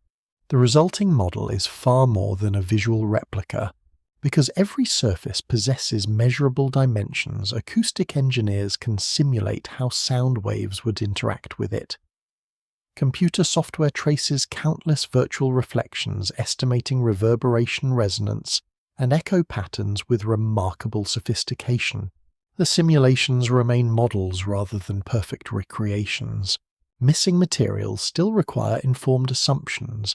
Ancient wooden roofs may have disappeared entirely. Decorative textiles once hanging along walls leave almost no archaeological trace. Human bodies themselves absorb sound, meaning a crowded ceremonial gathering would have sounded noticeably different from an empty chamber. Researchers therefore test multiple possibilities. One model may include a complete timber roof. Another assumes partial collapse. A third estimates the influence of ceremonial furnishings. Comparing these variations allows scientists to identify which acoustic characteristics remain stable and which depend heavily upon uncertain reconstruction. This careful approach distinguishes serious research from speculation. The goal is not to claim certainty where evidence remains incomplete. Instead, it is to narrow the range of plausible interpretations using measurable physical principles. One particularly fascinating application involves virtual performances. Musicians record historically appropriate instruments inside specially designed acoustic laboratories where unwanted echoes are minimized. Engineers then combine those recordings with digital reconstructions of archaeological sites. The result allows listeners to experience an approximation of how a bone flute, bronze horn, or ceremonial chant might have sounded inside an ancient temple cave or passage tomb. No one pretends these recordings are exact. The original performers are gone. Their musical traditions vanished. Their languages often remain uncertain. Yet these reconstructions demonstrate something invaluable.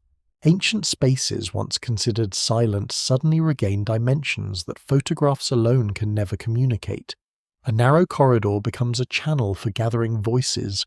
A vaulted chamber reveals unexpected warmth. An open courtyard emphasizes rhythmic percussion, while allowing speech to disperse into the surrounding landscape. Architecture begins to speak again. The same technologies have transformed archaeological fieldwork itself. Researchers no longer document only the visible remains of monuments. They increasingly measure environmental conditions that influence sound. Wind patterns receive attention. Humidity is monitored. Background environmental noise is recorded. Vegetation density is mapped. Even seasonal temperature changes become relevant because they subtly affect the movement of sound through air. These details might appear insignificant individually. Together they reveal how dynamic ancient environments truly were. A ceremony held shortly before sunrise would sound different from one conducted beneath the afternoon sun. Winter air carries voices differently than humid summer evenings. Dense forests absorb sound unlike open grasslands. Ancient participants experienced these variations instinctively. Modern researchers must measure them deliberately. Another remarkable advance comes through experimental archaeology combined with motion analysis. Rather than simply reconstructing instruments, researchers also attempt to recreate the physical movements involved in ancient performance. How far could a Bronze Age horn be heard across rolling hills? How many drummers would be required for rhythms to remain synchronized over long distances? How rapidly could vocal signals spread through ceremonial processions? These questions blend archaeology, physics, physiology, and anthropology into a single field of investigation. Sometimes the answers overturn long-standing assumptions. Certain instruments, once dismissed as purely ceremonial, prove surprisingly practical for communication. Others believed capable of long-distance signaling turn out to perform best within enclosed spaces. Experiments reveal strengths and limitations impossible to infer from museum displays alone. One particularly intriguing area of research focuses on psychoacoustics. Unlike traditional acoustics, which studies how sound behaves physically, psychoacoustics examines how human beings perceive those sounds. The distinction matters enormously. Two environments may possess nearly identical measurable reverberation times, while producing very different emotional experiences. Factors such as frequency balance, reflection timing, and background noise subtly influence attention orientation and memory. Ancient builders obviously lacked modern psychological terminology, yet they possess something equally valuable. Generations of observation. Communities repeatedly using the same ceremonial spaces would naturally notice how participants responded. Certain chants worked better in one chamber than another. Some courtyards encouraged collective singing. Others favored individual speakers. Practical knowledge accumulated without requiring formal scientific explanation.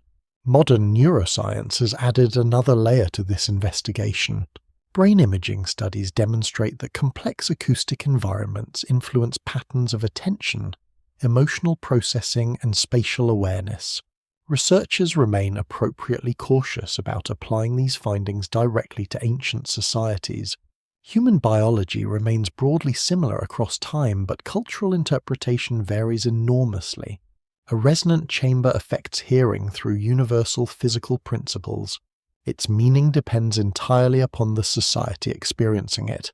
This balance between biology and culture remains central to serious archaeological interpretation. Technology can reconstruct echoes. It cannot reconstruct belief. No computer simulation reveals exactly what an ancient priest, musician, or initiate felt while standing inside a ceremonial sanctuary. Historical understanding, therefore, requires combining scientific measurement with archaeological context, historical comparison, and careful humility. Perhaps nowhere is this humility more important than when confronting the limits of reconstruction. Even the most advanced digital model cannot restore voices that were never recorded. No algorithm recreates forgotten melodies with certainty. Artificial intelligence may eventually assist researchers by identifying hidden architectural patterns or testing enormous numbers of acoustic simulations, but it cannot replace evidence that no longer exists. Some silences remain permanent, yet permanent silence does not mean permanent ignorance. Every technological advance reveals details previously hidden. Tiny tool marks indicate construction techniques. Microscopic residue identifies pigments once decorating walls. Chemical analysis traces ancient incense. Digital acoustics restores approximate soundscapes. Piece by piece, scattered fragments begin forming a richer picture. The ancient world grows steadily less silent.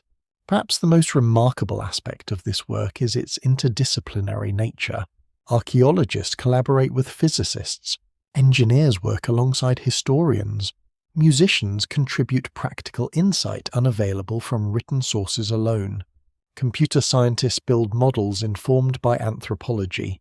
Architects analyze structural design, while psychologists examine human perception.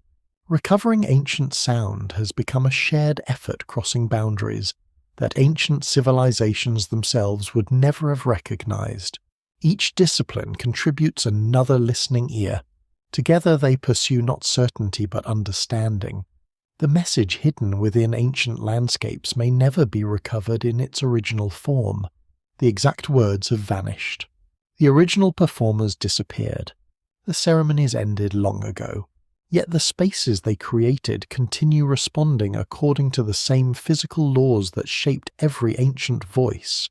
With each new laser scan, each reconstructed instrument, each carefully modelled chamber, and each experiment conducted inside forgotten ruins, modern researchers come a little closer to hearing not the lost message itself, but the remarkable ingenuity of the people who believed that sound deserved to be preserved in stone even when the voices creating it could never survive the passage of time.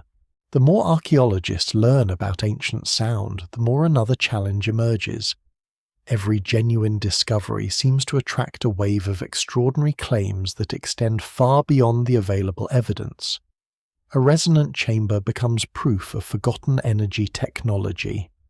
A well-designed temple is said to generate supernatural frequencies. A mysterious echo transforms into evidence that ancient civilizations possessed knowledge lost to modern science. These stories spread quickly. They are dramatic, visually compelling, and often promise simple answers to questions that have remained unresolved for decades. The idea that an ancient monument concealed miraculous acoustic technology is far easier to remember than the slower, more careful explanation that generations of builders gradually refined architecture through observation and experience. Yet history rarely rewards simple answers. The gap between serious archaeological research and popular speculation has become particularly noticeable in discussions surrounding sound. One frequently repeated claim suggests that ancient builders used powerful acoustic devices to levitate enormous stones. Variations of the story appear in books, documentaries, internet videos, and public lectures. Some versions describe priests chanting at precise frequencies until blocks floated effortlessly through the air. Others invoke unknown resonant technologies supposedly erased from history after mysterious global catastrophes. Despite their popularity, these ideas remain unsupported. Modern physics provides no evidence that human voices, drums, or simple ancient instruments could generate enough force to lift multi-ton stone blocks. Controlled experiments consistently fail to demonstrate anything approaching the energies required. By contrast, archaeological evidence for conventional construction methods continues to accumulate. Quarries preserve unfinished blocks abandoned during extraction. Ancient ramps remain visible at multiple construction sites. Ropeware appears on stone surfaces. Experimental archaeologists have successfully transported and raised large stones, using techniques based entirely upon historically plausible materials. The achievements of ancient engineers remain extraordinary without requiring impossible technologies. Indeed, suggesting otherwise unintentionally diminishes their accomplishments. It implies that remarkable monuments could only exist if mysterious powers replaced human skill, organization, and persistence. The real story is arguably more impressive. Communities working together across decades, sometimes centuries, transformed landscapes through planning, cooperation, and accumulated craftsmanship. Another enduring claim concerns so-called healing frequencies. According to popular accounts, ancient civilizations supposedly identified specific sound frequencies capable of curing disease, extending life, awakening hidden mental abilities, or producing profound physiological transformations. The scientific picture is considerably more nuanced. There is little doubt that sound influences human experience. Modern medicine uses ultrasound for imaging and certain therapeutic applications. Music therapy has demonstrated measurable benefits in carefully defined clinical contexts. Rhythmic sound affects breathing movement, emotional state, and social coordination. None of these observations support the more extravagant claims circulating in popular culture. No credible evidence shows that ancient societies possess secret universal frequencies capable of producing miraculous biological effects unknown to modern science. This distinction matters.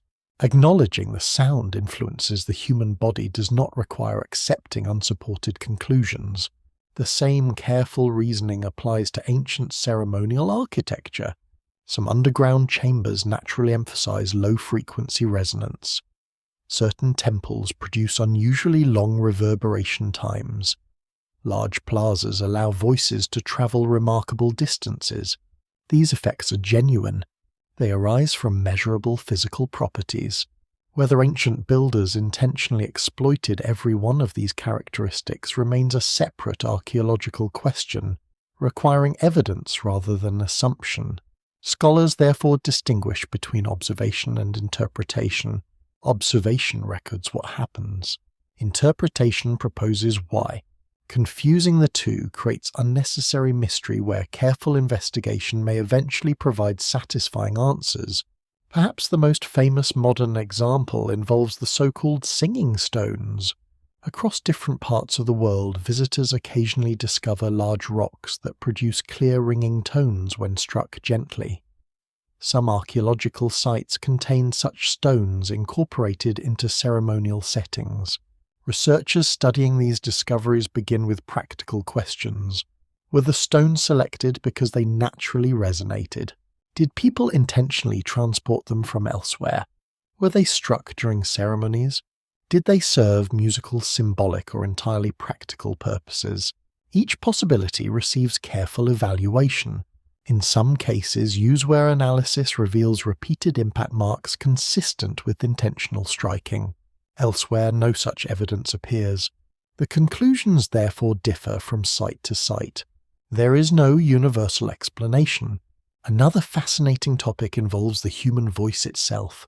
Many ancient religious traditions emphasize chanting rather than ordinary speech. Gregorian chant in medieval Europe, Vedic recitation in South Asia, Buddhist chanting across Asia, Quranic recitation within Islamic tradition, and countless indigenous ceremonial practices all demonstrate the remarkable importance of structured vocal performance. Although these traditions belong to different historical periods and cultural settings, they illustrate a shared principle. The human voice possesses extraordinary expressive power without requiring technological enhancement. Long before mechanical amplification, skilled speakers could address surprisingly large gatherings by understanding breathing projection, rhythm, and environmental acoustics. Ancient architects undoubtedly recognized this reality through experience. A well-designed courtyard allowed important announcements to reach assembled communities. An enclosed sanctuary encouraged quieter ritual recitation. Architecture and performance evolved together. Modern concert hall designers continue following similar principles supported by sophisticated mathematical modeling, unavailable to their ancient predecessors. The continuity across time is striking. Human ears have changed remarkably little over thousands of years. The physical laws governing sound remain identical. Only the tools used to understand them have evolved. One reason unsupported theories remain attractive is that ancient monuments genuinely inspire awe. Standing beside the Great Pyramid, entering the Hypogeum of Malta, walking through Stonehenge, or descending into prehistoric cave sanctuaries creates emotional responses difficult to describe. People naturally search for explanations matching the intensity of the experience. Sometimes ordinary engineering feels almost too ordinary. Yet archaeology repeatedly demonstrates that patient craftsmanship often produces results appearing miraculous to later generations. The builders themselves almost certainly viewed their achievements differently. They understood the years of labor hidden beneath completed monuments. They knew every failed attempt, every repaired mistake, every logistical challenge overcome through cooperation rather than magic. Their knowledge was practical before it became legendary. Experimental archaeology continues reinforcing this perspective. Researchers constructing replica monuments with historically accurate tools frequently discover that tasks once considered impossible are merely extremely demanding. Transporting heavy stones requires organization. Carving hard rock demands persistence. Building enormous structures consumes time measured in generations. None of these realities diminish ancient accomplishment. They deepen respect for it. At the same time, scientists remain open to genuine surprises. History repeatedly teaches humility. New excavation methods reveal previously invisible structures. Ancient DNA transforms understanding of human migration. Improved dating techniques revise chronologies once considered secure. Laser scanning uncovers hidden carvings. Ground-penetrating radar identifies buried architecture without excavation. Serious archaeology changes continuously because new evidence continually appears. Being skeptical of unsupported theories does not mean rejecting unexpected discoveries. It means allowing evidence to lead wherever it genuinely points. This balance between openness and caution represents one of archaeology's greatest strengths. Researchers willingly revise interpretations when compelling new evidence emerges. What they resist are conclusions unsupported by the available data. The difference is essential. Curiosity drives investigation. Evidence determines conclusions. Perhaps the ancient message no one has been able to hear has inspired so much speculation, precisely because silence invites imagination.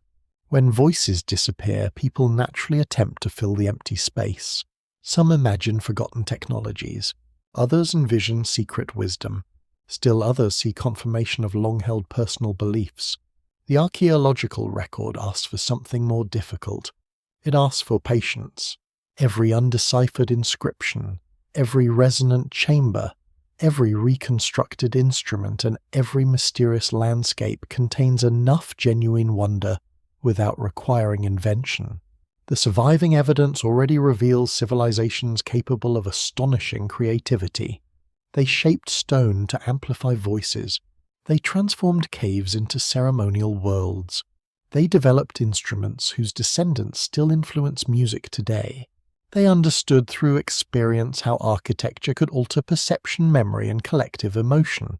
Those accomplishments remain firmly grounded in reality, and reality carefully examined often proves every bit as fascinating as the legends that later grow around it. Perhaps that is the most enduring lesson of all. The ancient message has never been hidden because it depends upon supernatural knowledge. It remains difficult to hear because time erased too many of the voices that once carried it. What survives asks modern listeners not to abandon reason in search of mystery, but to recognize that genuine mystery often begins precisely where careful evidence reaches its limits, and honest uncertainty quietly takes its place. For all the skill with which ancient civilizations shaped stone-carved chambers and organized ceremonies around sound, they shared one unavoidable vulnerability. Every message carried through the air depended upon the stability of the world itself. A temple could stand for centuries, but an earthquake might silence it in a single afternoon. A sacred cave could remain unchanged for thousands of years until a landslide sealed its entrance. A thriving ceremonial landscape could lose its voice as rivers shifted course, forests disappeared, or the sea advanced across the land. Nature did not merely create the first acoustic landscapes. It also transformed them beyond recognition. One of the clearest examples comes from changing coastlines. At the end of the last ice age, enormous ice sheets covering much of the northern hemisphere melted over many centuries. Sea levels rose by more than 100 meters, slowly flooding vast areas that had once been dry land. River valleys became estuaries. Coastal plains disappeared beneath advancing water. Entire landscapes familiar to prehistoric communities vanished beneath expanding seas. For the people living through these gradual changes, the transformation would have unfolded over generations. Children grew up seeing shorelines slightly farther inland than their grandparents remembered. Fishing grounds shifted. Ancient paths disappeared beneath tides. Familiar cliffs became isolated islands. Places once associated with ceremonies or seasonal gatherings gradually became inaccessible. Their soundscapes disappeared with them. A valley that once carried voices across open grassland became an inlet filled with crashing waves. Wind patterns changed as coastlines retreated. Bird populations shifted. New vegetation altered how sound travelled across the land. The physical setting of ancient ceremonies quietly dissolved. Today, archaeologists increasingly recognize that some of humanity's earliest coastal settlements now lie beneath the sea. The submerged landscape beneath the North Sea, often called Doggerland, once connected what are now Britain and mainland Europe. Thousands of years ago it supported rivers, forests, wetlands, animals and human communities. Almost none of its original soundscape survives. Modern fishing vessels cross waters where people once hunted deer, gathered around campfires, and almost certainly performed rituals whose echoes have long since been replaced by waves. The flooding of Doggerland was not a single catastrophic event. Sea levels generally rose gradually over millennia, although episodes of more rapid change occasionally occurred. Among the most dramatic was the enormous submarine landslide off the coast of Norway known as the Storegga Slide. This event generated powerful tsunami waves that affected surrounding coastlines. Researchers continue investigating exactly how communities experienced these changes. The archaeological evidence remains fragmentary because much of the landscape now lies underwater. Even so, the event serves as a reminder that ancient ceremonial places could disappear with astonishing speed when natural disasters struck. Elsewhere, earthquakes reshaped sacred architecture. Across the eastern Mediterranean, seismic activity repeatedly damaged cities, temples, and ceremonial complexes throughout antiquity. Massive stone columns collapsed, roofs failed, underground passages shifted, carefully proportioned chambers changed shape as walls cracked or tilted. For acoustics, even relatively modest structural damage could produce profound consequences. A missing ceiling dramatically shortens reverberation. A collapsed doorway alters airflow. Broken walls allow echoes to escape. The building may continue standing while its acoustic identity changes completely. Modern restoration cannot fully recover what has been lost. Archaeologists may rebuild fallen columns or stabilize damaged masonry, but the original arrangement often remains uncertain. Missing wooden beams, decorative fabrics, plaster coatings, and ceremonial furnishings leave additional gaps impossible to reconstruct with complete confidence. Every restoration preserves structure. No restoration can fully preserve experience. Volcanic eruptions tell a similar story. The eruption of Vesuvius in the 1st century buried entire Roman towns beneath volcanic ash, preserving extraordinary details of daily life. At first glance, such preservation appears almost miraculous from an archaeological perspective. Yet even Pompeii reminds researchers of what vanished. Buildings survived. Voices did not. Musical performances stopped instantly. Public speeches ended. Temple rituals ceased. The city's acoustic life disappeared despite the remarkable survival of its physical remains. Excavated streets therefore represent frozen stages from which every actor has departed. Other eruptions erased far more. On the island of Thera, now Santorini, one of the largest volcanic eruptions of the Bronze Age devastated landscapes across the Aegean. Ash buried settlements. Coastlines changed dramatically. Tsunamis affected distant shores. Regional trade networks experienced severe disruption. Scholars continue debating exactly how this catastrophe influenced neighbouring civilizations, including the Minoans of Crete. Whatever its broader political consequences, the eruption unquestionably transformed countless local environments. Sacred places disappeared beneath volcanic deposits. Natural landmarks changed shape. Communities carrying generations of oral knowledge scattered or disappeared. Messages once tied to particular landscapes suddenly lost their setting. Climate shifts often produced quieter but equally significant transformations. Extended droughts altered vegetation. Forests retreated. Grasslands expanded. Lakes shrank. Rivers changed course. Each environmental change subtly reshaped the movement of sound. A densely wooded valley absorbs echoes differently than open terrain. Dry air carries certain frequencies differently from humid conditions. Changing wildlife populations altered the background chorus surrounding human life. Ancient listeners noticed these changes long before modern climatology explained them. Sometimes environmental transformation contributed directly to cultural collapse. The classic Maya civilization, for example, experienced complex political, environmental, and social changes during the 9th century. Scholars emphasize that no single explanation fully accounts for this transformation. Drought warfare, political fragmentation, demographic pressures, and economic disruption likely interacted in different ways across different regions. As cities declined, ceremonial life changed as well. Plazas once crowded during public rituals gradually emptied. Temple maintenance ceased. Musicians disappeared. Sacred architecture slowly yielded to encroaching vegetation.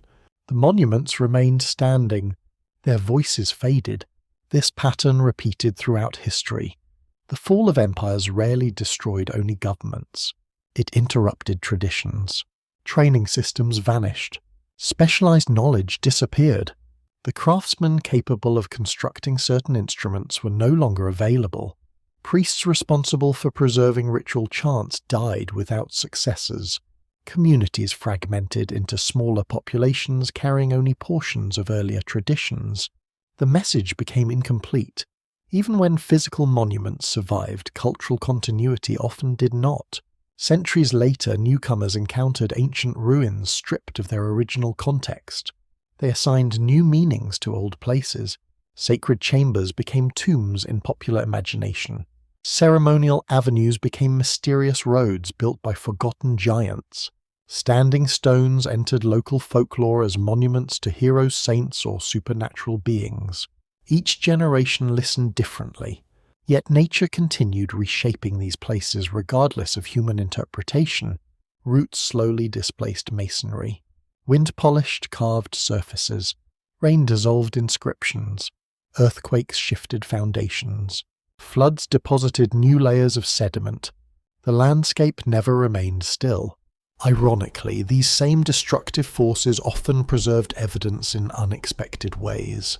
Collapsed roofs sealed chambers from later disturbance. Flood sediments protected organic materials from erosion. Volcanic ash captured footprints, tools, and fragile objects rarely preserved elsewhere. History repeatedly demonstrates that destruction and preservation often arrive together. The same event that silences a civilization may also create the conditions allowing fragments of its world to survive until the present. Perhaps this explains why recovering ancient sound remains so difficult. Researchers are not simply attempting to reconstruct forgotten ceremonies.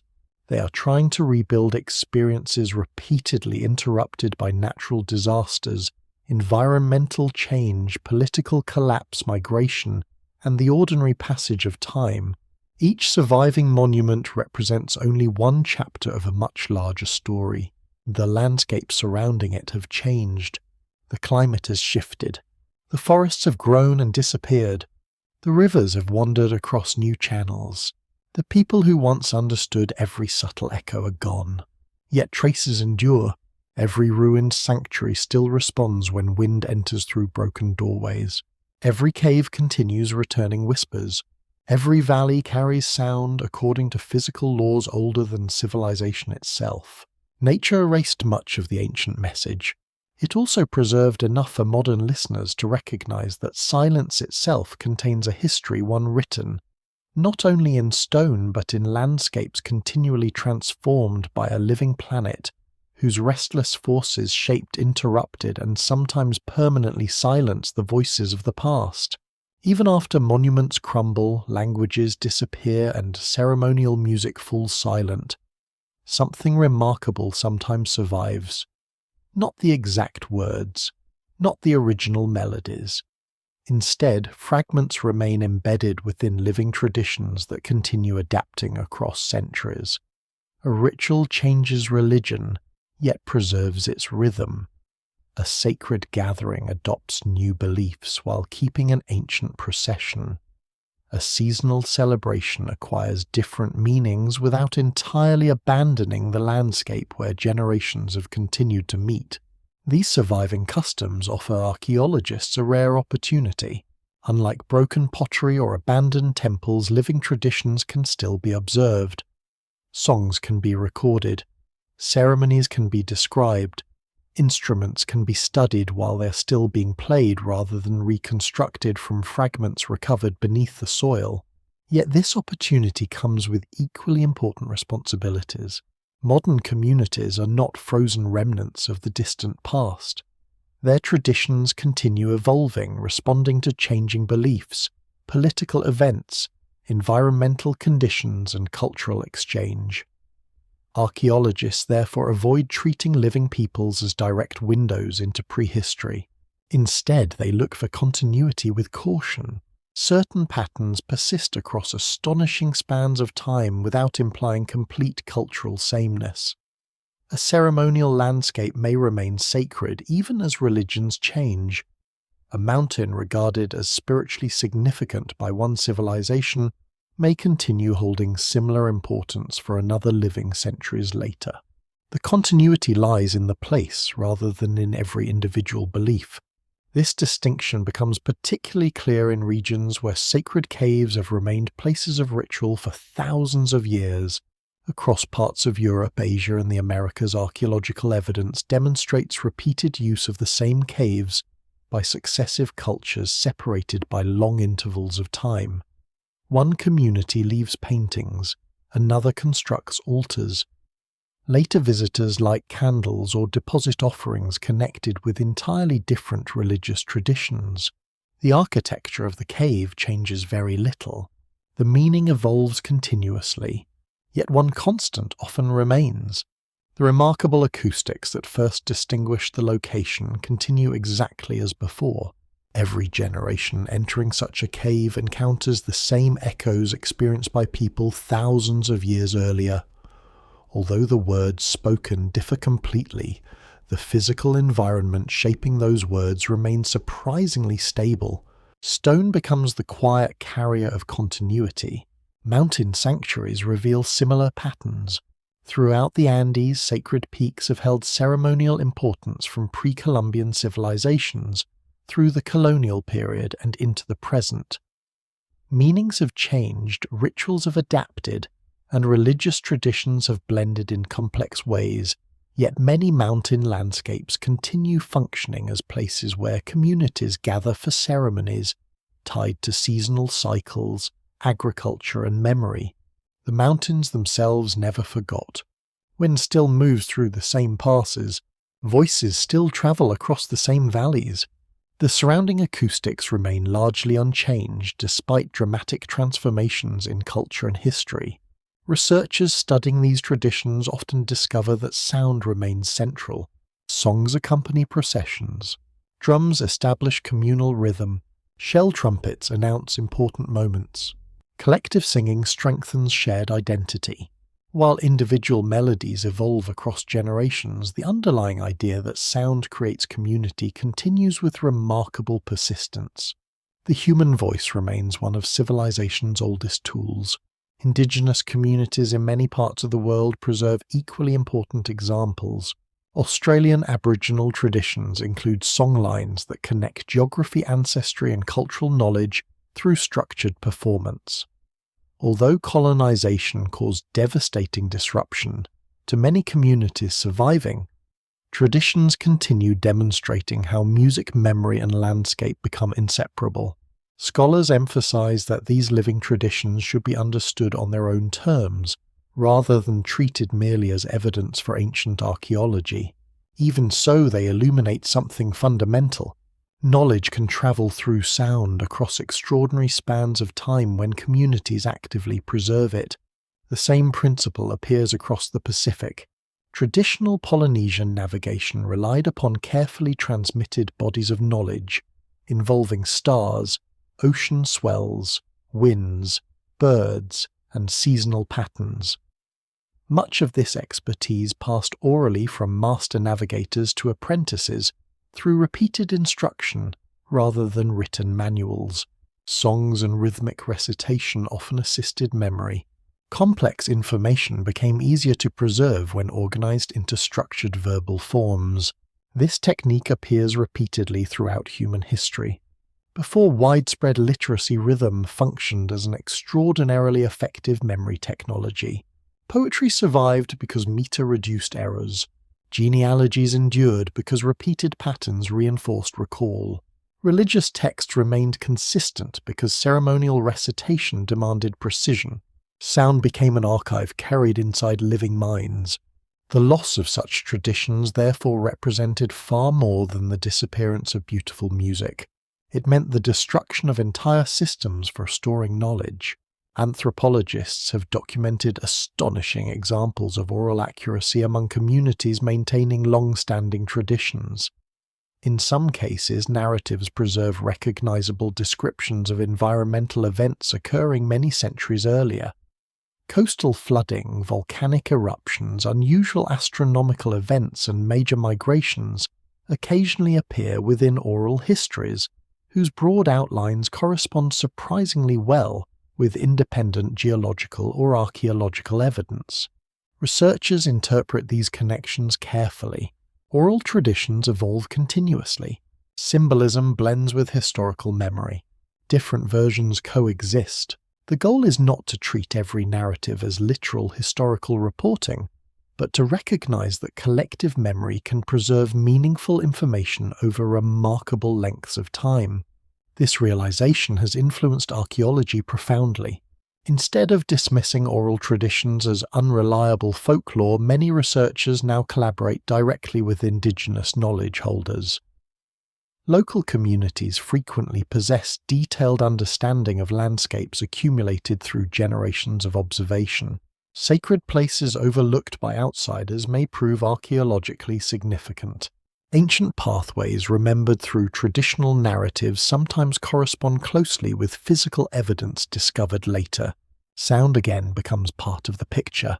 Many ceremonial traditions emphasize listening rather than speaking. Periods of silence precede important songs. Natural sounds receive careful attention. Bird calls, flowing water, insect wind, and distant thunder become meaningful participants rather than mere background noise. This perspective differs subtly from many modern assumptions. Industrial societies often treat silence as the absence of activity. Many traditional cultures instead recognize silence as a condition allowing meaningful sounds to emerge. Ancient ceremonial architecture frequently reflects this understanding. Thick stone walls exclude outside distraction. Underground chambers isolate participants from ordinary environmental noise. Mountain sanctuaries remove everyday conversation. Only then do ritual voices acquire their fullest significance. Modern neuroscience unexpectedly supports aspects of this ancient intuition. Periods of reduced sensory distraction improve attention to subtle auditory information. Quiet environments enhance the perception of faint sounds often overlooked amid constant background noise. Ancient builders obviously lacked laboratory measurements confirming these effects. They required only experience. Generations repeatedly gathering within carefully chosen places naturally recognized which environments encouraged concentration, reflection, and communal participation.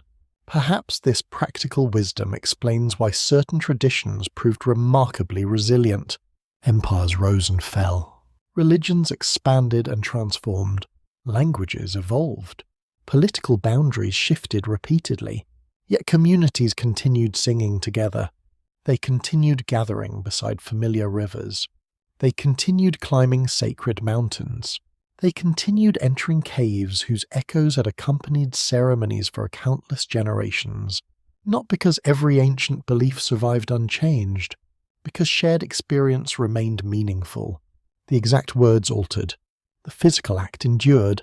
This continuity offers one of the strongest clues in the search for the ancient message. Perhaps the message was never intended to survive through perfect preservation of specific sounds. Instead, each generation received responsibility for creating the sound anew. A ceremony succeeded not because people repeated every detail exactly, but because they entered the landscape, listened carefully, gathered together, and gave fresh voice to traditions inherited from those who came before. Eventually, every chain weakens. Migration interrupts transmission. Conflict scatters communities. New beliefs replace older ones. The final singers pass away. Even then traces remain. A familiar pathway winding toward an ancient hill.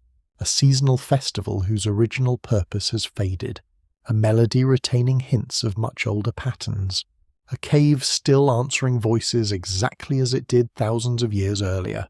The ancient message survives not as an unbroken recording, but as scattered echoes carried forward by countless generations, who knowingly or not continued listening to landscapes that had been teaching humanity about sound since long before the first monuments rose from the earth. After centuries of excavation, decades of digital reconstruction, and countless experiments involving ancient instruments, resonant chambers, and forgotten landscapes, one unsettling conclusion gradually emerges. There is no single hidden message waiting to be decoded. No secret inscription has been overlooked. No lost recording lies sealed beneath a temple floor waiting for modern technology to reveal its contents. The silence itself is the mystery. At first, this realization feels almost disappointing. Human beings naturally search for endings that resolve uncertainty. Archaeologists uncover a buried city and hope for a library. Linguists decipher a forgotten script and hope for complete understanding. Historians reconstruct vanished civilizations expecting scattered fragments to assemble into one coherent narrative. The ancient world rarely cooperates. Instead, it offers incomplete stories whose missing pieces often matter just as much as those that survive. This pattern appears repeatedly across archaeology. A magnificent ceremonial complex emerges from beneath centuries of accumulated soil, yet no written explanation accompanies it. An elaborate musical instrument survives in extraordinary condition, while every composition once played upon it has vanished. A temple preserves its walls almost perfectly, but the language spoken within those walls disappears forever. Each discovery answers one question while quietly creating several more. Perhaps that is exactly what makes the ancient message so difficult to hear. It was never stored in a single place. Instead, it existed as a living relationship between people, landscape memory, architecture, movement, and sound. Remove any one of those elements and the message becomes incomplete. Remove several and reconstruction becomes almost impossible. Modern researchers therefore find themselves pursuing not an object but an experience. Unlike a buried statue or a lost manuscript, an experience cannot simply be excavated. It must be inferred, carefully, patiently, always with the understanding that certainty has limits. One striking example comes from attempts to reconstruct ceremonial performance inside prehistoric monuments. Researchers may know approximately when a structure was built. They may identify the stone used during construction. Radiocarbon dating establishes a probable age. Digital modeling estimates original dimensions. Experimental archaeology reproduces likely instruments. Acoustic simulation predicts how those instruments behaved inside the completed monument. Yet one essential question remains beyond direct recovery. What did the participants believe was happening? Did they understand echoes as symbolic voices of ancestors?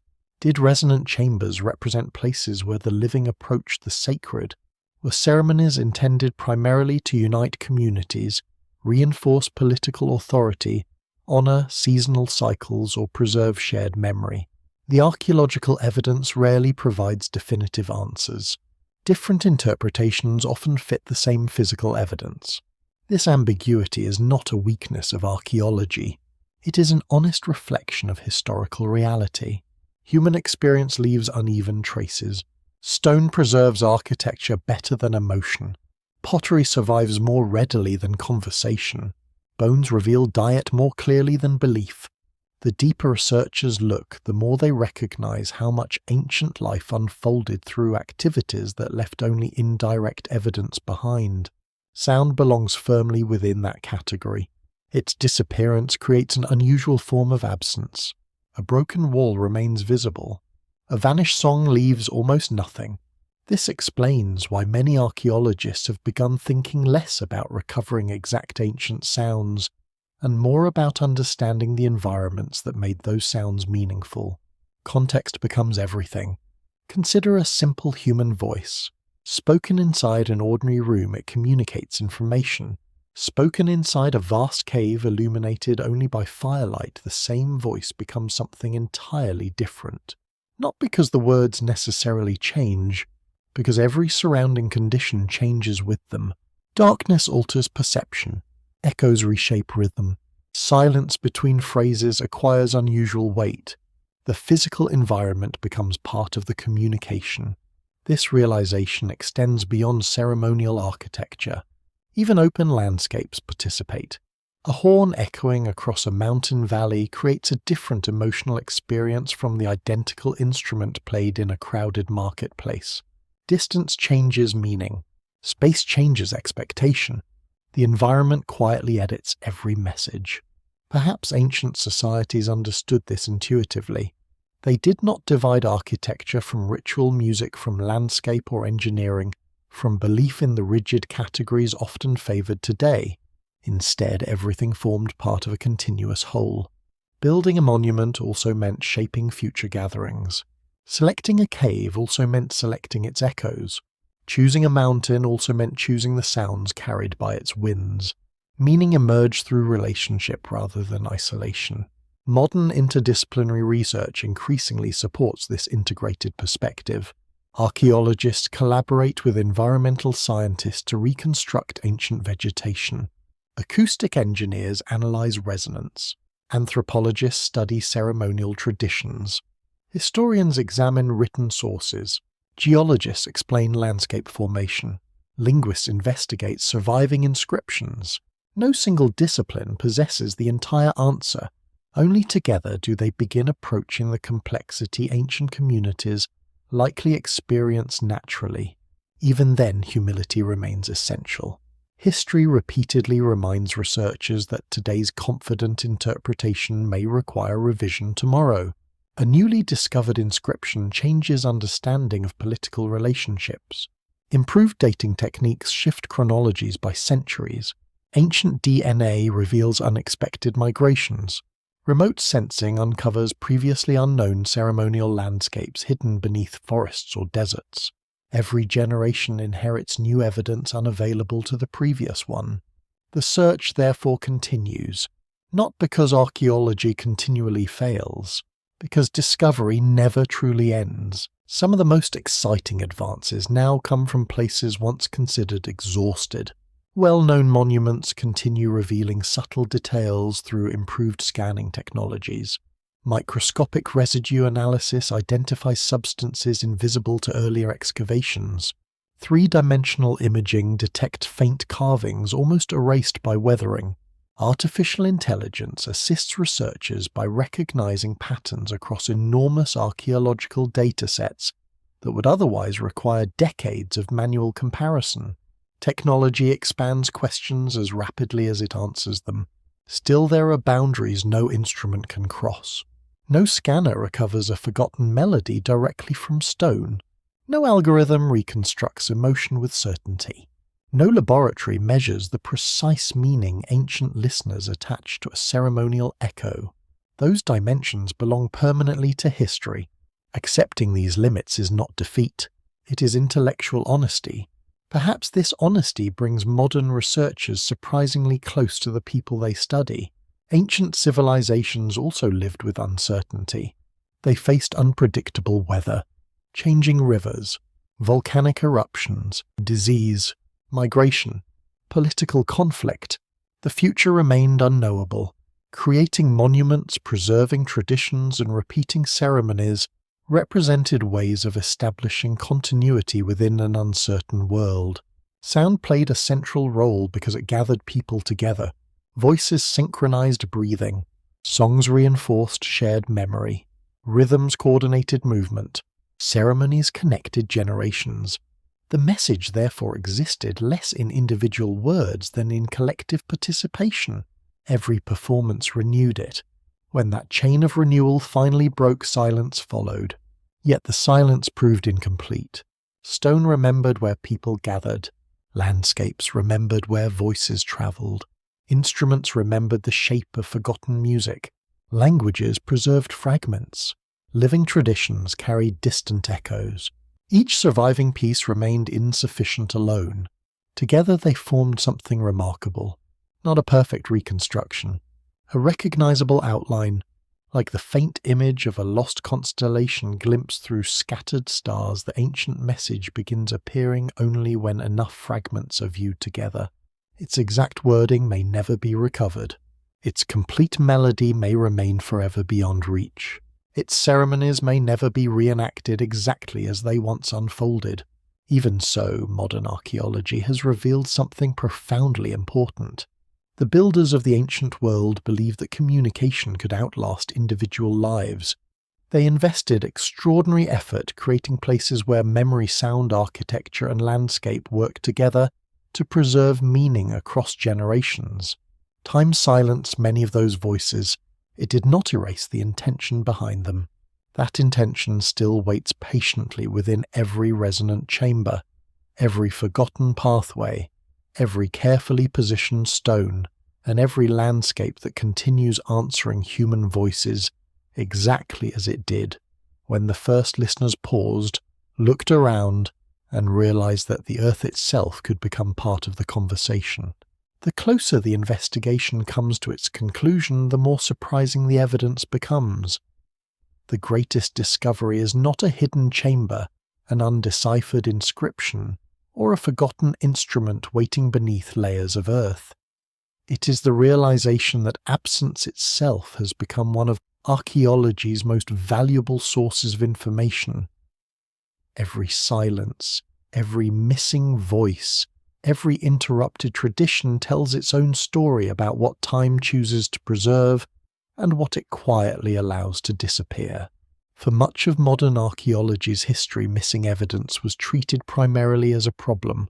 A collapsed wall complicated reconstruction. A damaged inscription limited translation. A decayed wooden roof reduced understanding of ancient architecture. The goal was always to replace what had been lost as accurately as possible. That goal remains essential, yet researchers increasingly recognize that patterns of disappearance are themselves meaningful. Why do certain traditions survive while others vanish? Why are some ceremonial landscapes continuously reused across thousands of years, while equally impressive monuments fall into complete obscurity? Why do a handful of ancient musical systems leave recognizable descendants, while countless others disappear without a trace? The answers reveal as much about history as the surviving artifacts themselves. One of the clearest lessons comes from preservation bias. The archaeological record is never neutral. Stone survives more readily than wood. Dry deserts preserve organic materials better than humid forests. Frozen landscapes protect fragile objects that would rapidly decay elsewhere. Rising seas hide entire settlements beneath layers of sediment. Earthquakes destroy some cities while accidentally sealing others beneath protective debris. Every ancient civilization enters the present through the filter of environmental chance. The message modern researchers receive is therefore incomplete before excavation even begins. This realization has transformed archaeological thinking. Instead of asking only what survives, scholars increasingly ask what should have survived but did not. Entire categories of evidence almost certainly existed in the past despite leaving few recognizable traces today. Large ceremonial textiles once decorated sacred spaces. Wooden platforms supported performances. Feathered costumes moved rhythmically with dancers. Perfume smoke drifted through enclosed chambers. Temporary structures hosted seasonal gatherings. Voices filled landscapes that later became silent. Almost none of these experiences fossilize. The archaeological record naturally emphasizes permanence. Human life often depended upon the temporary. That imbalance explains why ancient sound remains especially elusive. Unlike monumental architecture, sound leaves no direct physical residue. Its influence appears only indirectly through spaces designed to shape it, instruments built to produce it, and traditions organized around it. Researchers therefore reconstruct ancient listening through evidence that was never intended to preserve listening itself. This challenge demands unusual creativity. It also demands restraint. The temptation to fill every silence with speculation remains strong. Responsible archaeology instead accepts that some questions may remain permanently unresolved. Paradoxically, this acceptance often leads to deeper understanding. History becomes less about forcing certainty and more about recognizing complexity. Take, for example, the repeated appearance of ceremonial centers whose functions overlap without matching perfectly.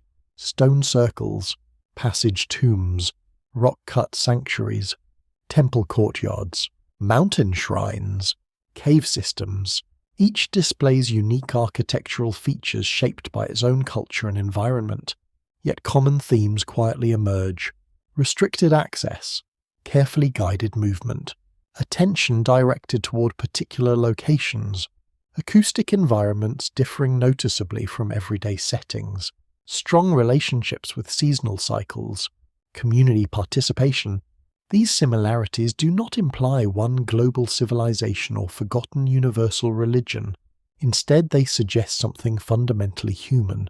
Across widely separated societies, people repeatedly discovered that physical environments could influence shared emotional experience. Architecture became a tool for shaping memory. Sound became one of its most powerful instruments. Modern cognitive science offers intriguing support for this observation. Human memory rarely functions as isolated information storage. Experiences involving multiple senses tend to become more memorable than those relying upon only one. A ceremony combining movement, music, visual symbolism, scent, and dramatic architecture naturally leaves stronger impressions than spoken instruction alone. Ancient builders almost certainly recognized this through practice. They did not require neuroscience to notice that people remembered powerful experiences. Generations of observation taught the lesson well enough. Another important pattern emerges when examining cultural continuity. Civilizations often disappear politically long before their deeper traditions vanish. Empires collapse. Dynasties end. Capitals are abandoned. Yet ordinary people continue farming familiar fields, celebrating seasonal festivals, visiting sacred springs, climbing ancestral hills, and singing inherited songs. History changes more gradually than political timelines sometimes suggest. The voices evolve. The habit of gathering remains. This perspective encourages archaeologists to view ancient monuments less as isolated masterpieces and more as parts of larger cultural landscapes extending across centuries. A temple rarely functioned alone. Roads approached it. Water sources supported visitors.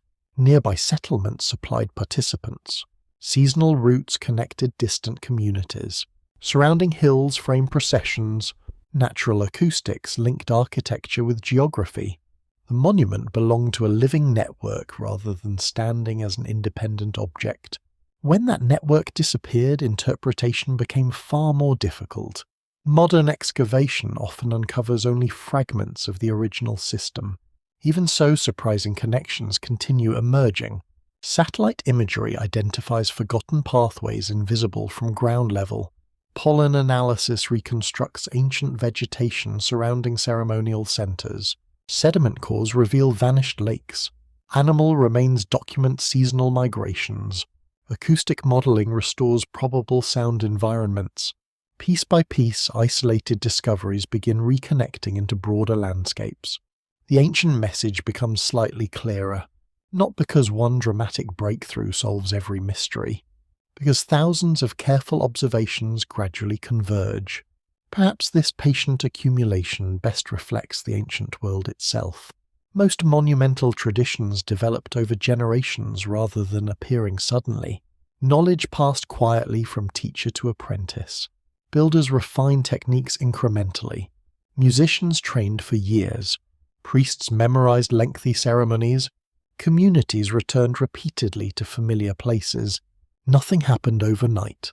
Modern archaeology advances in much the same way. A single excavation rarely transforms understanding completely. Instead, countless modest discoveries slowly reshape larger interpretations. The process demands extraordinary patience. It rewards careful listening more than dramatic conclusions. In that sense, archaeologists resemble the ancient builders they study. Both work for futures they may never personally witness. Ancient craftspeople raised monuments knowing completion might occur after their own lifetimes. Modern researchers preserve sites understanding that future generations armed with better technology will undoubtedly discover things invisible today.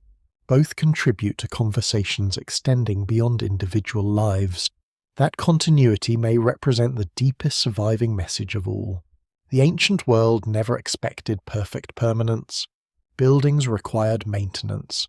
Songs required singers. Traditions required communities. Memory required repetition. Nothing endured automatically. Survival depended upon continual renewal. Time eventually interrupted many of those chains. Even so, enough remained. Enough echoes linger inside forgotten chambers. Enough instruments survive beneath the earth. Enough landscapes retain their remarkable acoustics. Enough traditions carried distant memories forward. Enough evidence accumulated for modern listeners to recognize that silence is rarely empty. It contains generations of voices no longer audible but still present through the spaces they shaped, the monuments they built, and the enduring human desire to communicate with people they would never meet. Standing within those ancient places today, one begins to understand that the greatest mystery is no longer why the original message cannot be heard in full. The greater mystery is how so much of it continues speaking, despite thousands of years of change inviting every new generation not merely to search for forgotten sounds, but to appreciate the extraordinary civilizations that believed memory itself could be built into stone carried by landscapes and entrusted to the patient passage of time. At the end of every excavation there comes a quiet moment that rarely appears in documentaries or museum exhibitions. The measuring equipment has been packed away. Cameras stop recording. Notes have been written. Samples have been carefully labelled. Visitors leave the site and evening gradually settles across stones that have witnessed thousands of years of human history. Then the place becomes what it has always been. Wind moves through broken walls. Birds return to abandoned courtyards. Shadows lengthen across weathered carvings. If someone speaks, the ancient echoes answer exactly as they did before archaeologists arrived, and exactly as they will long after modern research has moved elsewhere. The monument continues its patient conversation with time. Perhaps this is the most remarkable lesson hidden within the search for the ancient message no one has been able to hear. The message has never depended upon discovery alone. It has endured because every generation has found new ways to listen. The earliest builders listened to the landscape. Later civilizations listened to the monuments left by those who came before. Modern researchers listen through instruments capable of measuring vibrations far beyond the sensitivity of the human ear. Future generations will almost certainly listen with technologies that have not yet been imagined. The conversation continues even though its participants constantly change. Throughout this journey, one pattern has appeared again and again. Human beings repeatedly chose certain places because they inspired attention. A cave whose echoes lingered unusually long, a valley where voices carried effortlessly across open ground, a chamber where whispered words acquired unexpected depth, a mountain where the wind itself seemed to sing through narrow passes. These places became more than convenient locations. They became anchors for memory. Around them ceremonies developed, communities gathered, stories accumulated, children learned from elders. Builders added new walls, new pathways, new carvings, and new meanings. The landscape and the people slowly shaped one another. That relationship may explain why ancient monuments often feel strangely alive despite their silence. The buildings themselves are not alive, of course. Stone possesses no consciousness. Echoes follow the ordinary laws of physics. Yet every carefully positioned doorway, every curved ceiling, every enclosed passage reflects countless human decisions made by individuals who expected other people to stand in those same places long after they themselves had disappeared. Architecture became an act of faith in the future. A builder raising a massive pillar could never hear every ceremony that pillar would eventually witness. A craftsperson carving a ceremonial horn could never know the final person who would play it. A singer teaching sacred melodies to an apprentice trusted that another generation would continue the tradition after both voices had fallen silent. The ancient world invested extraordinary confidence in continuity. Sometimes that confidence was rewarded. Some ceremonial landscapes remained important for centuries. Certain traditions adapted and survived despite changing kingdoms and religions. Knowledge passed carefully through families, priesthoods, guilds, and communities, whose identities became inseparable from remembering. Sometimes continuity failed. Empires fractured. Trade routes collapsed. Disease reduced populations. Wars scattered survivors. Climate altered familiar landscapes. The final practitioners of specialized traditions died without successors. One voice became 10. 10 became 2. Eventually only silence remained. Even then, silence proved incomplete. The monuments continued standing. Not perfectly. Storms removed roofs. Earthquakes fractured walls. Vegetation pushed through foundations. Water slowly reshaped stone. Still enough endured for later generations to recognize intention. A doorway still framed the rising sun. A chamber still carried echoes. A carved instrument still fit comfortably within human hands. Fragments continued speaking. Perhaps that is why archaeology so often resembles listening rather than looking. Excavation certainly depends upon vision. Researchers examine artifacts' layers of soil construction techniques and microscopic traces invisible to earlier generations. Yet interpretation requires another skill entirely. It requires hearing faint connections between scattered pieces of evidence. An undeciphered inscription becomes meaningful only when compared with known languages. An isolated monument gains context through surrounding settlements. A reconstructed instrument begins revealing its story when paired with architectural acoustics and surviving artistic depictions. Understanding grows through careful attention to relationships. The same principle guided many ancient societies. Individual voices mattered. Collective voices mattered more. A solitary singer could preserve a melody. A community singing together transformed memory into something far stronger. Every repetition strengthened continuity. Every ceremony renewed shared identity. Every gathering reminded participants that they belonged to something extending beyond individual lifetimes. Modern neuroscience describes this through memory synchronization and social bonding. Ancient people experienced it directly. They understood that singing together changed people. Walking together changed people. Standing within carefully constructed sacred spaces changed people. No laboratory was required. Experience itself became the teacher. This understanding also explains why so many ancient builders devoted astonishing effort to places that appear impractical by modern standards. Transporting enormous stones across difficult landscapes seems almost irrational if judged purely through economic efficiency. Excavating elaborate underground sanctuaries requires extraordinary labor. Constructing monumental ceremonial centers before fully developed urban states seems equally surprising. Yet these projects accomplished something difficult to measure. They created shared experiences capable of outliving the individuals who built them. The monuments became physical memory. Sound became living memory. Together they reinforced one another. That partnership between permanence and impermanence may be the closest thing to the ancient message itself. Stone preserves structure. Sound preserves participation. Neither alone is sufficient. Only together do they create culture. As the centuries passed, one element generally survived longer than the other. Stone waited patiently. Sound required renewal. When renewal ended, silence entered. Even then, the waiting continued. Thousands of years later, archaeologists arrived carrying notebooks instead of ritual objects.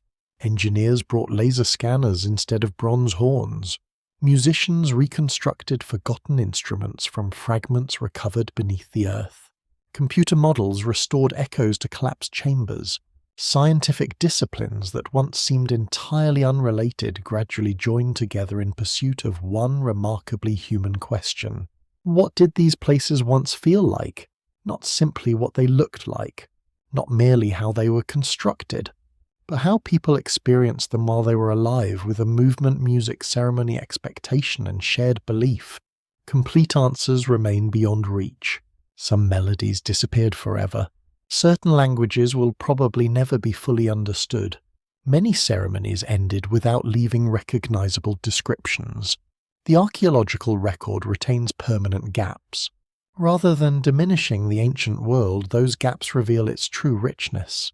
No civilization can be reduced entirely to surviving artifacts. No culture fits neatly inside museum cases.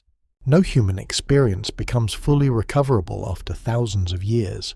There will always remain voices beyond hearing, yet perhaps those missing voices have already accomplished exactly what their creators hoped. They inspired future generations to keep listening. Every excavation begins with questions. Every discovery encourages new ones. Every answer reveals another layer waiting beneath it. In this way, the conversation never truly ends. Across deserts, mountains, forests, coastlines, caves, and forgotten ceremonial landscapes, the earth still carries the physical traces of people who believed that memory deserved careful protection. Some trusted stone, some trusted song. Most trusted both. Time silenced many of their voices, but it could not erase the enduring human desire to reach beyond a single lifetime and speak to strangers living in an unimaginable future. Against extraordinary odds, that intention succeeded, not because the original words survived, not because every melody remained intact, but because countless generations continued asking why these places were built what they once sounded like, and what their creators hoped someone someday might finally understand. The ancient message has never waited inside a single chamber or a forgotten inscription. It has always existed within the act of listening itself, a quiet reminder that every civilization leaves behind more than monuments, more than artifacts, and more than history. It leaves an invitation to pause to hear the echoes that still move through ancient stone, and to recognize that across the immense distance of time, humanity has always hoped that someone in the future would be willing to listen. The wind grows quieter as evening settles across the ruins. Shadows soften the sharp edges of carved stone, and the last warmth of the day slowly fades from walls that have watched thousands of seasons come and go. In this gentler light, the search for the ancient message no longer feels like a race to solve a mystery. It becomes something calmer, almost reflective, reminding us that history is not simply a collection of answers waiting to be uncovered, but an ongoing conversation between those who came before and those who continue to ask questions. Across every landscape explored in this journey, one truth quietly returns. Human beings have always lived in sound. Before ink-marked clay, before kingdoms recorded their victories, before libraries gathered written knowledge beneath their roofs, people remembered through voices carried across valleys, through songs repeated beside rivers, through drums echoing beneath cliffs, and through ceremonies that joined entire communities in shared rhythm. Those sounds disappeared almost as soon as they were created, yet they shaped lives every bit as profoundly as monuments built to endure. Stone remained because stone could wait. Sound survived only if another generation chose to breathe life into it once again. That fragile balance between permanence and renewal may be one of humanity's oldest lessons. Every civilization, no matter how powerful, depended not only upon buildings and tools, but upon memory passed carefully from one person to another. The greatest temples could not preserve themselves. The finest instruments could not play without willing hands. Even the most sacred words became silent if no voice remained to speak them. Time eventually interrupted many of those traditions. Cities emptied, languages faded, forests reclaimed forgotten pathways, coastlines shifted beyond recognition. The people who understood every echo inside ancient chambers gradually disappeared into history, yet the earth never became completely silent. The caves still answer whispers. Mountain valleys still return distant calls. Wind continues threading its way through broken columns exactly as it did when those monuments first stood complete. Every ancient landscape retains a quiet memory of the people who once listened carefully enough to recognize its unique voice. Modern archaeology cannot restore every missing melody or recover every forgotten ceremony. Some parts of the past have passed beyond retrieval forever, and accepting that reality gives the surviving fragments even greater meaning. Every reconstructed instrument, every undeciphered inscription, every carefully scanned temple, and every echo measured inside a forgotten sanctuary represents another step toward understanding not only what ancient civilizations built, but how they experienced being human. Perhaps that is the message that has endured all along. Not a hidden code waiting beneath stone, not a miraculous technology erased by time, but a simple and deeply human hope that memory might outlive the people who created it. As the last light disappears and the ancient monuments return once more to the quiet that has surrounded them for centuries, they continue offering the same invitation they have always offered. Stand still for a moment. Listen carefully. The original voices may never return, but the places they shaped still remember that they were once filled with life. And in that enduring silence stretching across thousands of years, humanity's oldest conversation continues, carried not by certainty, but by curiosity, patience, and the timeless desire to understand those who came before us.